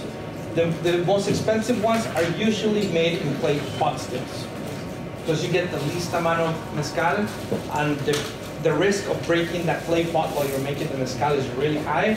If it breaks, you lose the whole thing. You lose 15, 20, 25 years of an agave growing right at that second because the clay pot just broke. So that is the risk that you're taking. But have you ever tried beans that were cooked on a brick oven, or that was a brick oven or on a brick plate? They taste completely different from anything that was cooked on an express cooker. So it's part of the, yeah. Thank you for that. You get a mentor. Can you give her a mentor? All right, so mezcal. Difference, really quick difference for all of your guests when they ask you, what's the difference between tequila and mezcal? Tequila is made with blue agave, mezcal can be made with any type of agave. The smokiness comes from the way we cook the agave. Agave for mezcal is cooked underground, agave for tequila is cooked above ground. Big difference. Tequila is 40% alcohol, mezcal can be up to 65%. 55. So 55? 55%. Yeah. 55 in the States. Mexico can go up to 65 or 75%. So be careful when you introduce mezcal to someone who thinks tequila tastes like mezcal, because it doesn't. Yes? 65? I don't think. I was right. But I don't think the 65 makes it to the U.S. because of taxes. In the States here, it has to be, it can't go over 55%, which is 110 proof. And that's by regulated by the TTB. Yeah. So in Mexico, there really is no regulation. I have a bottle. That dropped back last year from Oaxaca at 75%. Does your uncle make mezcal? Yeah, that was it was during the second. Oh man! The owner sent his son to the warehouse, pulled out a bottle, washed it, poured it down for me, topped it, sealed it. That was safe trip back home. Great. I have a question over here about the worm. Why do we do the worm on the mezcal? There is, I believe, in Mexico that the agaves that have the most worms, we eat worms from the agave, by the way. The agaves that have the most worms are the more fertile. So if you eat the worm that comes from the fertile agave, you're going to be fertile yourself. And you're going to have a lot of kids. And they can work the lands for you. And now you have I think you guys call it 401k. We just have a lot of kids. I have a question on the back. No? You changed your mind? Yeah, 401k. Yes, miss. If it's not 100% agave on the bottle, what else do they? Any other type of sugar they can do. You don't have to worry about that. We're not going to be carrying anything like that. Yes, there are tequilas that are not 100% agave, meaning they have sugarcane sugars and agave sugars. It's called mixtos, and we don't carry any of them. It should be at least 51% agave. The rest could be mixed with anything else. On the back, what do you got? Sal de gusano. Sal de gusano. Yeah. We will not have sal de gusano, at least for starting. Just traditionally, you serve mezcal with orange and sal de gusano. That's a presentation that I just don't think that will go really well with this area. Sal de gusano is technically a dry worm or cooked worms that they make it into a salt, like they powder it down to make it into a salt. It's very tasty. I had it for the other venue. It's just not for everyone, and it's not a conversation that I want to put you guys in front. It's not something that we want to, we don't want to make that famous. Like, it doesn't make us any money. We're selling the bottle. We're not selling the salt. Yes, in the back. Yeah, the names of the bottles, is that going to be like, is that the name of the agave?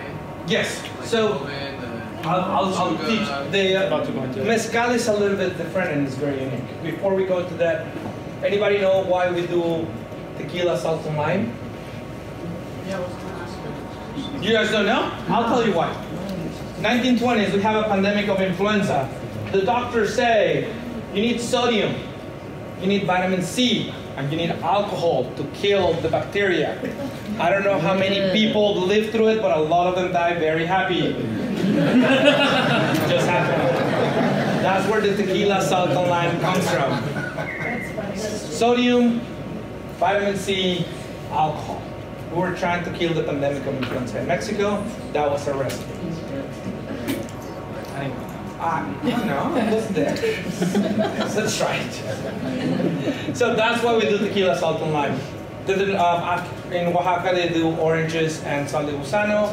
And some people like to do the sangrita, the little chaser that goes after, like a drinking Bloody Mary. That's another way of drinking tequila as well. There is no right or wrong way to do this. Just self. Gil, thank you.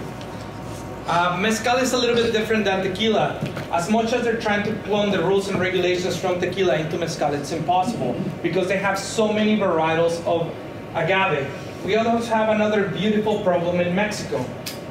We have Spanish as our language of political language, but there is no official language of Mexico where we respect every dialect and we embrace people still speak in their dialects. So when you go into Oaxaca, where one place calls something tobala, another place can call something tobasiche. So we have a lot of confusion on what are the agaves and what's the labeling on the bottles of mezcal. There's a mezcal blanco, there's a mezcal reposado, and there's a mezcal añejo. On mezcal, they really don't focus a lot on the aging of mezcal. Their agaves take longer to grow. Agaves that take 15, 20, 25 years, you really don't want to age them. You want to expose the flavors of what they have inside. And the price points are completely different. Someone that likes tobala is someone that likes to drink Lafroy. Someone who never had mezcal is going to drink something like an espadín or a lola, which is our base mezcal. So when you're introducing someone to mezcal, don't be selfish. I am very selfish. I'm like, yeah, this is the best mezcal you'll ever had. And I'm telling the guy who only drinks Buffalo Trace that Lafroy is the best whiskey you will ever have. Of course not. You're going to ruin that experience for them and they will never try it again. Something that's over smoky, high on alcohol is not the way to introduce someone to a new spirit. Introduce it in a cocktail, and then if they want to leave it on the side to taste, then now you're talking. Now you have a point of conversation, and now you can educate them and point them to the right directions where they can have a better experience. There are a lot of very knowledgeable people on the west side about mezcal. During the 90s, we had a huge migration of the Oaxacan community into Culver City, Venice area. A lot of people from Santiago Matatlan, that's the home of mezcal, live. You see, I have one on the back. There you go. That's where they make mezcal. 90% of mezcal is made out of that town. That little town. So, and all of them live in Venice. Well, the other half live in Oaxaca. I was in Oaxaca. This is a true story. I was in Oaxaca with some bartenders that I took there for a tour, and a guy's on the ground, drunk out of his mind, and he goes, "Hey, what else? Come over here." This is the exact conversation. And he goes, "Where you come from?" And the guy goes, "Oh, I work in LA." "Where in LA?" "Oh, in downtown." "Where in downtown?" "Oh, at Everson Royce Bar." It's like, "Oh, cool. I work at Jack in the Box on Washington Boulevard." True story. True story. I'm just on vacation right now. Like, yeah, you are, man. So that's the influence. So if you ever have a mezcal question in the town of Venice, a lot of people know about mezcal. So it's your diligence to do your homework on the bottles that you have and present the best possible way. Next one. Any other questions about mezcal? Yes? So you had something,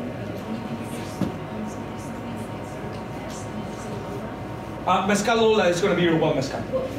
Espadín. Espadín is the varietal of the agave. Just to tie it back with dialects and everything. So unlike a blue waiver agave, which you could cultivate and plant it and create more, a lot of these wild agaves, they're wild, so you can't replicate them or clone them. So that technically, we could use up to 35 out of the 250. That's so far what they're using, more or less. Some of them take between 12 to 15 years, 27 years, like a Tepestate. But the most commercial one is the Espadín, which is kind of resembles the same idea as tequila. It takes about 7 to 9 years for first harvest. If you plant something, you have to come back 7 or 9 years later and you can't touch it. Same idea with the mezcal. Well, they don't really age things because Mother Earth already has aged it for you. All I'm doing is distill it, refine it, and put it in a bottle for you. So you could taste the soil, you could taste the aging, you could taste the climate and everything because the land has done it for you. As opposed to Scotch or bourbon, which you put in a barrel and just wait for it and then take it out. Next one. Holgorio, a traditional brand from Oaxaca. Different varietals, different flavors. Yes. Anyone? No? Okay. Next one. El Silencio Leyenda. This mezcal right here is from Puebla, which is the different region in Mexico, close to Mexico City. It's going to taste completely different, even if the agave is the same. Mezcal El Silencio, it's probably going to be your most commercial mezcal, the one you see often. Heads up, the owner of El Silencio lives in Marina Del Rey. You're going to be seeing a lot of We have one cocktail with that one. Fausto will come and ask you about it. So make sure that you love your El Silencio Mezcal and Fabriquero. This is Sotol. This is a spirit that is not made from agave. It's made in the northern region of Mexico. And any of you play sports? Dirty socks after playing soccer, it's just grass and cheese. That's what it smells like. No, it smells more like vegetables, that you get a lot more greenery. That we'll smell it later. He's just joking. Don't be telling me. Dirty socks. Yeah, don't say that. Number one on The one at the end. Yeah. All right. The leyenda is not made from. It's made from agave in a different region. The reason why I brought La Leyenda, because Puebla was one of the new towns that was brought into the denomination of Mezcal. So that's the reason why it's very new. We get to have that now. Next one. Another small batch brands, higher alcohol content, special agaves. Be careful with this. The best way to do it, and what I do, anytime I sell a bottle of wine or a shot of something, before I get to my guest. Oh, so you want the, why don't you have easier to read the bottle of water? It's German. You got the German water. Oh, so you got the Reserva de Fiji, and then just go over a few details on the bottle before you present the product. Reassure you, and also any questions that you might have, that will be answered. Every label has as much information as you need. I will recommend when you're at the restaurant, if you can take pictures of the labels, if there's anything that you can do to remember those things, just look at the labels. They will have the answer that you're looking for. Next one. Oh wait, go back. Two of them are clay pot distills, so we could try that distillation, where you get the textures kind of metallic, and the rest are going to be more stainless steel. Copper distilled. You guys have your mezcal in front of you? No. Yeah. Oh, wow. Sorry. Where's our lovely assistant going? Let's go to the next one. Here, I tell you.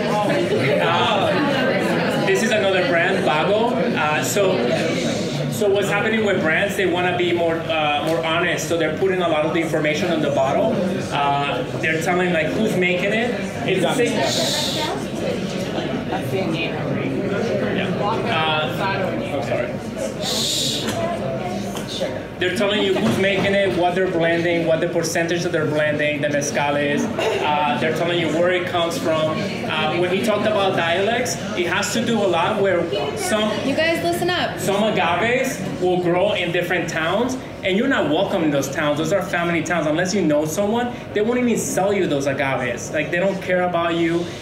So it's like the wild, wild west. Sometimes you see stories where people go to someone's towns and they steal the agaves to distill them for themselves, or they'll sell them. So a lot of, like, I could come up with my own brand right now. Like, let's say, like Vida, and I could have 7 master distillers making the same juice because it's under the same label. So that's why, like La Tarea, they're very proud of the fact that they cultivate their own agave. They have their hands on the entire process, and they're not just getting an agave from lowlands, highlands that will taste different in the long run. Next one. Let's just skip through this because we have a lot to cover. Okay. Vodka. Who loves vodka? Yay! You can leave. Never mind. Wait, go back really quick. Go back. So vodka could be distilled from grain or potatoes. Or grapes. Or grapes or milk, pretty much you name it and you could distill it. The only thing is a fruit. If you distill it as a fruit, then it becomes a brandy. So technically everything but fruits you can make vodka out of. So I just did the drawing where you mash it, you add water, you cook it, and then you ferment it, you add yeast, you distill it twice, and most of the times they also filter it. We used to do this trick back in a bar like 7 years ago, where I will filter the vodka. That was like a $5 vodka. We used to put it on draft to sell Mezcal mules, but by the time I filtered it 4 times, it became kettle. Because kettle with charcoal, through a Vida, they will charcoal filter their vodka. So it's just little tricks. Like the more you filter it, the less it tastes like anything. What do you want your vodka to taste like? Like nothing. Exactly. The mixture that you're about to put into it. The idea of vodka is odorless, flavorless, and you can drink it with anything. And by the New York Times, who said that the best vodka was Smirnoff because it mentioned all those qualities. The next one. These are the vodkas that we're going to have. Sobieski's going to be a well. You guys are familiar with Tito's, Grey Goose, Chopin, and Belvedere. Correct? Then we go into gin. You also have your page there, which is a reference point, and you have most of this information. We're just going to skim through this. And on site, you can ask me more questions. So same thing with gin. The only addition is that when you distill it, you add in botanicals and juniper berries. Juniper berry. Oh? Yeah, 1 second. They have another commitment they have to leave, but we wanted to invite you to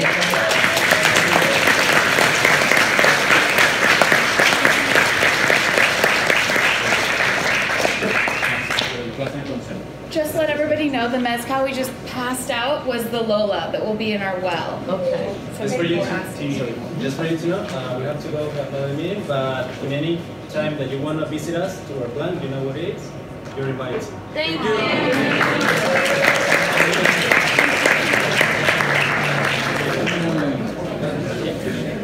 So technically, the rule number one, because you kind of start with everything as a beer. So up to here, everything is a beer. The only difference between spirit is how you distill it or what you distill it from. So again, this is like an infused. A gin is technically a flavored vodka. When you think about it, when most people ask you why don't you have flavored vodkas, in our bar we won't have any because we're in California. We have seasonal products all year long. So if I want a citrus vodka, I just add fresh lime juice. In Middle America, they don't have those seasons, right? So they have to get blueberry vodka, raspberry vodka. So that's why we don't have an assortment of flavored vodkas.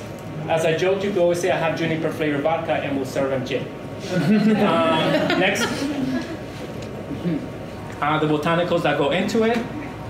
These are the gins that we're going to have. New Amsterdam is going to be our well gin, Beefeater, Bombay, Hendrix, and Monkey 47, which has 47 herbs and spices in the distillation process. Tanqueray number 10, Sid Smith, Tanqueray, and St. George from California. Whiskey, anything that you find in the cereal area of the supermarket, you could make whiskey out of. Wheat, rye, corn. There are different rules. The one rule that we add to this process is that we age it for a minimum of 3 years. For bourbon, it has to be at least 51% corn. The rest could be rye, barley, and you have to use a new char oak barrel. A lot of these barrels go worldwide, and they're sold for about between $70 and $100. That's why in tequila, they say that they use the wood for reserve barrels, because unlike different pricing, this is the most commercial one because you can only use it once. Once you use it, you have to give it away and start with a new barrel to make bourbon. Sherry barrels like Macallan, they're $1,000. Port barrels could range from $4,000 to $5,000. These are some of the bourbons. We're having a hard time getting Blantons. This is all by Buffalo Trace Distiller, which is one of the oldest, probably the oldest distiller in the United States. This is some of their lines. This is the more commercial one, Sazerac Rye. Then these are a little bit harder to get. Jim Beam Distiller, everybody knows makers, Basil Hayden's and Knob Creek. Basil Hayden's is actually old Grandad, but they couldn't keep up with the man, so they watered it down to, I think it was 80 ABV, and they named it Basil Hayden's and put a lot of marketing into it, and that's the same juice, but just more diluted. Here we have another rye, Rittenhouse by Heaven Hill. This is our well whiskey. Which is also, this distiller makes Elijah Craig, which you all are very familiar with. The reason why I went with this, Elijah Craig was one of the ones that lasted the longest with the age statement. So they used to have Elijah Craig 12. They still have Henry McKenna 10 year. So they're the ones that have the most barrels with age statements. So when they blend this, we're getting really, really good juice for a very good price. Brown Foreman, again, you guys know this. Sorry, I'm running out of breath. High West, they make really good rye. They used to buy their juice, now they have their own distiller. Four Roses has its own distiller, and Hatso Baby Bourbon is an expression of East Coast bourbon. We have Michter's, which they buy their juice. Wild Turkey, which is known for having one of the best ryes, and Crown Royal, Canadian whiskey. Then we have Whistlepipe, which is an elevated Canadian whiskey, 100% rye, and it's aged for 10 years. It's a little bit more on the $22, $24 range.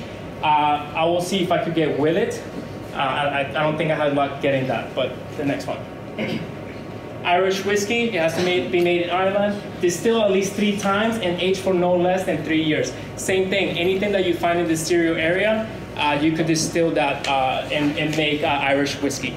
I know a lot of people make fun of Jameson, but there is about only 8 distillers in Ireland as opposed to the 1,000 that are in Scotland. So when you make fun of a product, there's only a few houses that make it. Like, that's why they have so much pull, that's why they have so much recognition. It's not just marketing dollars, it's actually a really, really good product. There's also Who's making fun of this? No, there's also a fun fact. Jameson is made on one side and Tullamore Dew is made on the other. So if you live there, basically half of the people, if you have Tullamore Dew, or if you drink Tullamore Dew, you are disgusted with Jameson and you hate it, and then the other half drinks Jameson, and if you bring up Tullamore Dew, they hate you. So it's a fun little like East Coast, West Coast, right?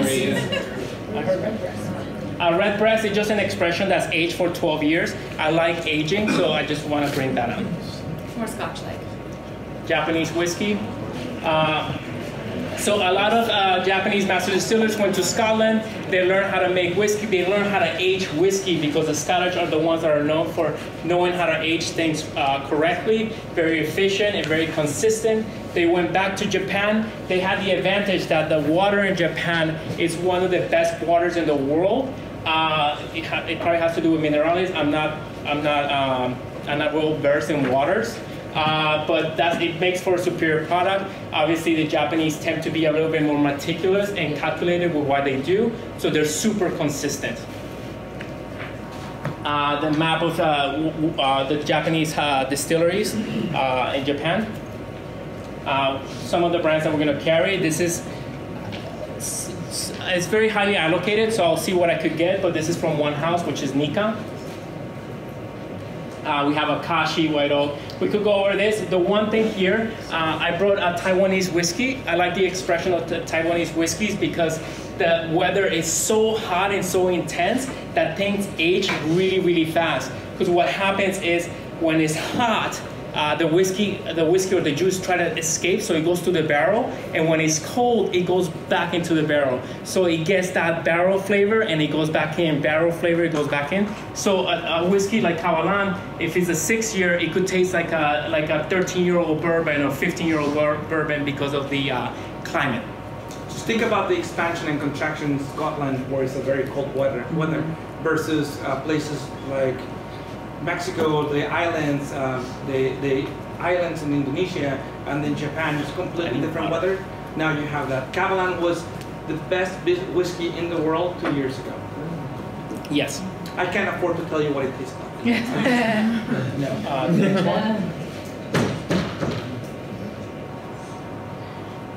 Let me take a picture of this because it took you a long time to make. I copied and pasted, but it was the idea of like the drawing. So the same idea as Irish whiskey, same idea as Japanese whiskey, but it only could be made in Scotland. It has to be distilled 3 times. It aged for a minimum of 3 years. Is it made with Lucky Charms? Because it's a cereal. They get it. Anything from the cereal, any rye or wheat. Scotland cereal? Lucky Charms? Let's do the next one, please. The areas of Scotland, unfortunately, I have to go through this faster than get in depth. Let's go to the next one. Again, I'm going to be around the bar, so we could always taste things. I could always tell you fun stories, because I have fun stories for at least every single bottle. I got Baldini. I got 2 expressions. I wanted to get a Caribbean cask that was used to age rum, just to show that flavor profile. It's a little bit more banana, more tropical, so people could get to taste that, to taste something different. I feel like scotches are more and more trying to accommodate the American palate and that Macallan-like flavor, so it keeps them kind of all tasting the same, except for like more of the peaty scotches. Honestly, best value on Scotch right now, that Caribbean cask. People who love Scotch love it, and people who are introduced to Scotch also love it. So that's one of those bottles that you really want to let people know that you have, and the curious one will try it and love it, and the one that already loves it is just gonna call it. Okay. There's 4 different regions of Scotch. Yes. Yes. No, it's Island. 5. It's 5 of them. Speyside, Campbelltown, which only has like 3 distilleries. I'll rename them again. I just don't want to lose my train of thought. 1, 2, 3, 4, 5. 5. Yeah, 5. Yeah, Highland, Speyside, Lowland, Islay, and then Campbelltown. Next. More peaty scotches. This is the Spectrum. Ardbeg is actually going to be in one of our cocktails. I wanted to introduce people to what the Spectrum is. I like to do that push for people, but obviously we're going to mask it with something else. I think it's one of the best cocktails we have on the menu. Perfect. Now we go into, more single malts. The difference between single malt and blended scotches is single malt has to come from the same house and also has to come from the same grain. So you can't do blends of multiple ones. It has to be 100% one of the grains. For blends, I could grab some juice from Chivas and mix it with mine, and then I make my own label, and it's a blend. That's why they're cheaper, and that's what you use on your well. Rum, it could be made from molasses or sugarcane juice. Same part of the distillation. I think it's distilled about 2 times, and then it's bottled, aged, or you can make a spice, which means that you infuse it in the juice after distillation. Sugarcane, just photos. Some more rums. Bacardi is going to be a well, and Centenario is going to be in one of our cocktails. I like things that are aged, so we're going with the 12-year.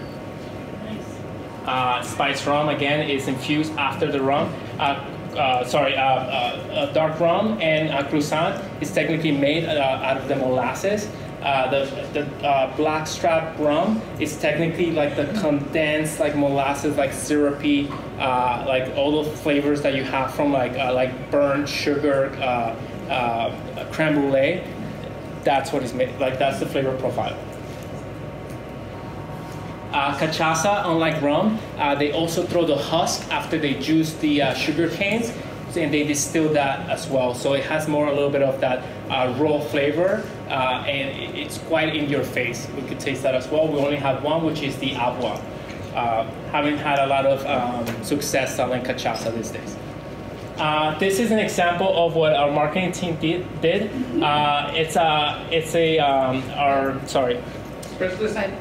Spiritless Bible. So we went with what the product is, where it comes from, the ABV, tasting notes. Then we did the 1 ounce and 2 ounce pour. So if somebody wants, if we're having a party and somebody wants 10 shots of Grey Goose, right away you're selling Grey Goose for $8. They could have probably 2 shots, but there's no excuse of like, oh, actually I need to drive, you know?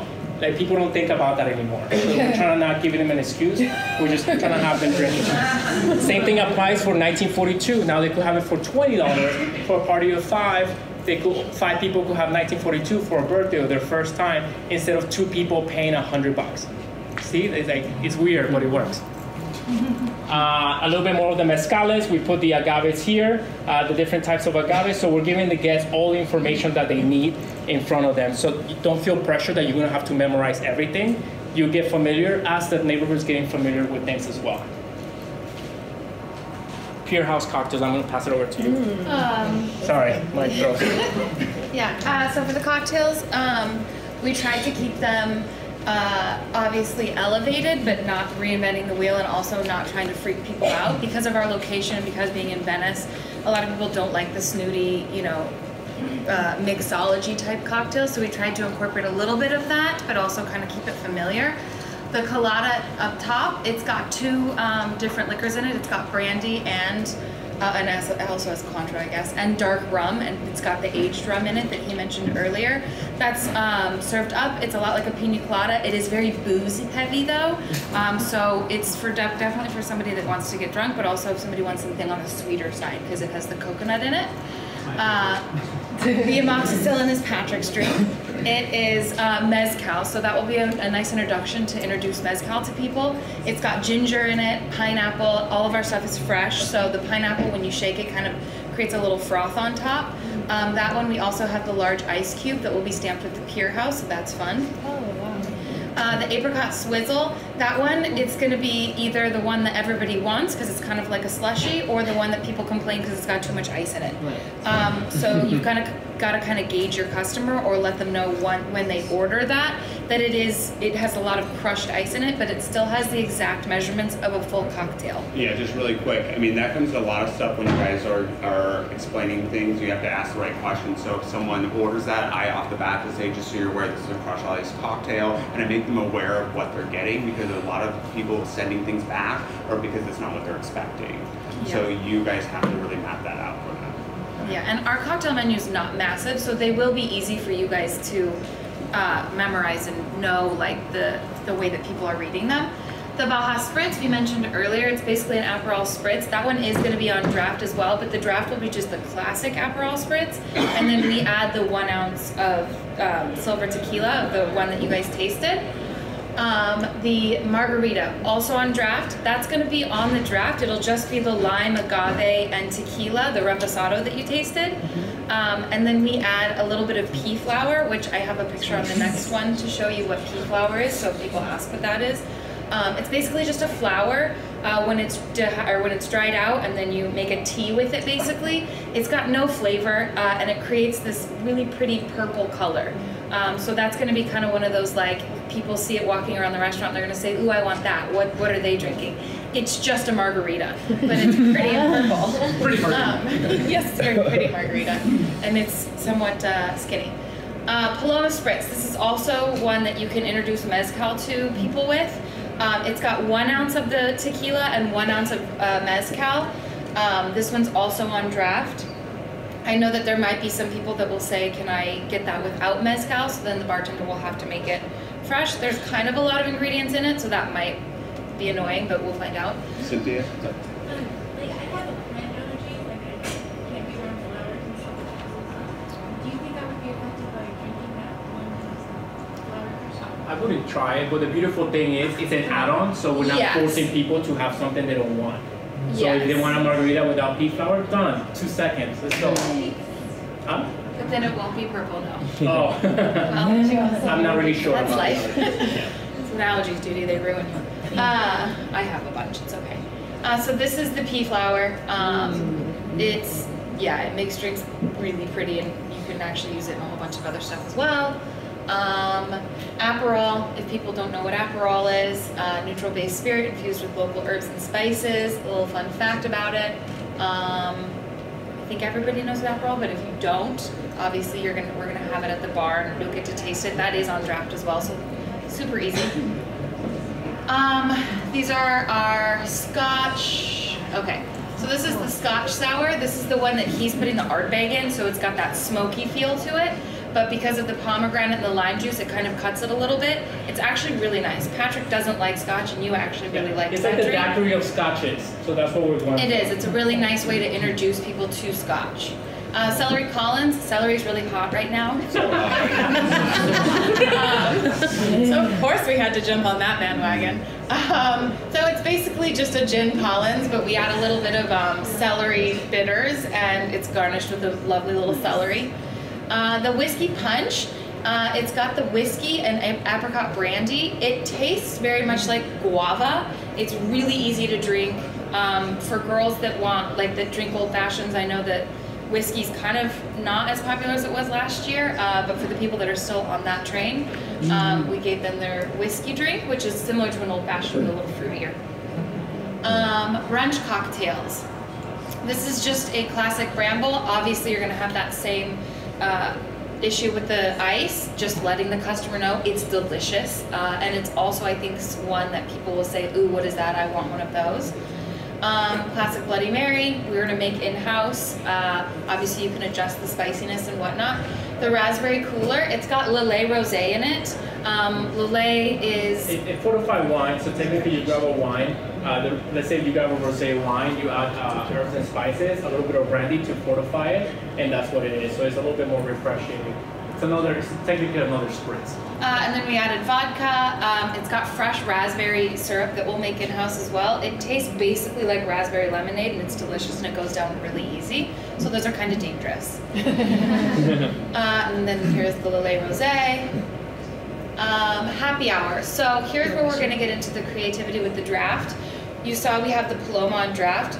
Basically, if you get the Paloma on the Sangria Mezcal one on the regular menu, it's going in a wine glass, as you saw, topped off with sparkling rosé. So once it moves into the happy hour, it's still the draft, and instead of the rosé in the wine glass, it's going to go in a Collins, and it's going to be topped off with club soda. So it's going to be super easy, move super quick. Servers won't be waiting for the bartender to be making those, because I know happy hour can be very frustrating, especially in that area, when people come in 10 minutes before it's over and they want 6 rounds. The pick your mule, basically they'll be able to pick whatever spirit they want. You can add raspberry or any of the fruit purees that we'll have if they wanted to. And it's just a mule, I think everybody knows what that is. The margarita, still the same draft, which is just the lime juice, tequila, and agave. We're just now going to be able to add passion fruit or guava. So we also are going to have spicy bitters, so if somebody wants a spicy margarita. But again, these are going to be able to be pumped out super quickly and super efficiently, and it'll be consistent as well. And then the lychee martini, that's, you know, we're on the beach and we'll see if it moves or it doesn't. And then we have a vanilla bitters you spray in the glass. So as you're drinking it, you kind of smell the aroma of vanilla, which is delightful. I think that's it for the cocktails. Yeah. And we're not going to have any frozen drinks, are we? No. For the brunch cocktails, is it just going to be brunch only? No, we're going to mix them with the regular menu. With some of them, I don't know if you have decided the whole menu is too much. I think we'll take out some of the ones that don't sell as much. So the brunch menu and how the menus are going to lay is when you hand to the guests, you're going to have, and this is different for each meal period, but you're going to have your cocktails and your wine list and beers. Then you flip over and you have your food menu. Okay, then you flip over and you have your by the bottle list. Flip over, then you have your spirit line.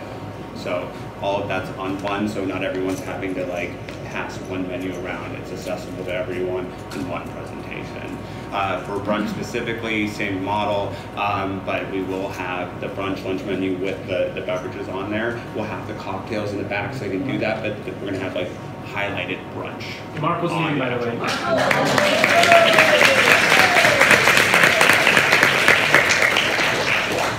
think that's it.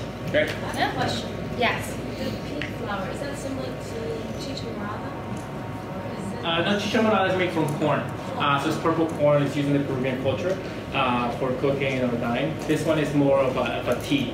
That reminds like me a of rosebud. Yeah, if you were to think about chamomile, but if chamomile had a color and no flavor. And no flavor.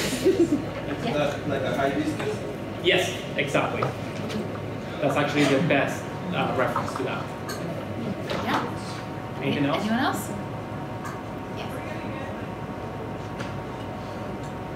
I can't hear you if you speak. What is it? The presentation. Yeah, we actually recorded this entire presentation. We could send a copy to that as well. That will be with in-house. Everything that we do, we're setting you up for having independentability. So we want you guys to be independent. If you guys have to call me back, that means I didn't do my job. So you have all the information. We're setting up Patrick for success, so you guys are going to... There'll be a notebook as well with all of the stuff that we put up here, so you'll be able to reference that, especially in the beginning. But as time goes on, I think that it's a pretty easy, straightforward. And ideally, hopefully the video came out really well, so you could see this all in a click. But to answer your question, long story short, yes. Any other questions, guys? Now's the time to ask. Just about tequila, like, for example, the 1942 is obviously super expensive, but does that mean it's like gonna, I don't drink a lot of 1942, but does that mean it's gonna give you less of a hangover, or it's just more limited and more, the process is more? So we eliminated that by not having the, everything technically gives you a hangover. If you drink excessively. When I said no hangovers was the idea that we're not using the autoclave, because when you use the autoclave, the car wash of making agave, you technically put, you add sulfides to break down those particles. So that's what gives you a hangover, because they're adding chemicals to the process.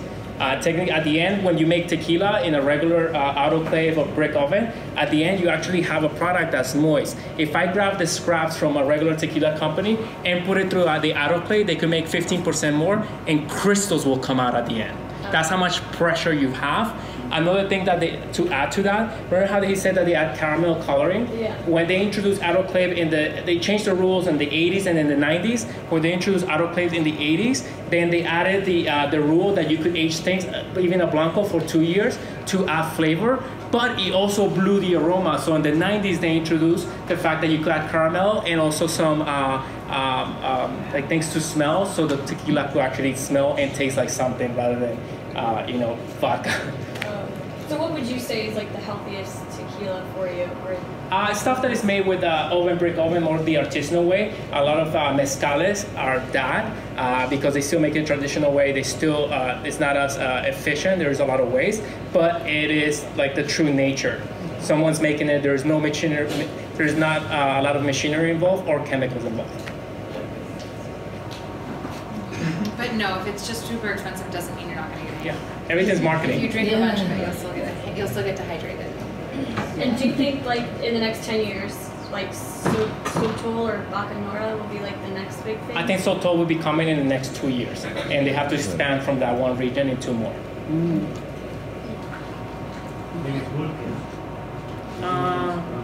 People drink beer, it's better. They don't go blind.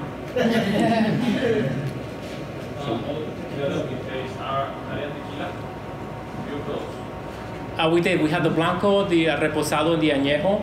I didn't decide to carry the Añejo because I have other expressions that I like better, and I even jumped that ship into the extra Añejo. So the Añejo, so far, we're not carrying that. To me, it was a little bit too sweet. Very sweet. Yeah. It's not an express. It's not something that I could have 3 shots or 3 glasses. It's just a little bit overwhelming. Again, aging for Mexico is a little bit new. There's a lot of trial and error, and we'll go through some of the tequilas that we use. And in the future, if it's not tasting the same, it's messing with the cocktails, we'll change it. That has happened in the past. Hey guys, let's give them a hand, huh?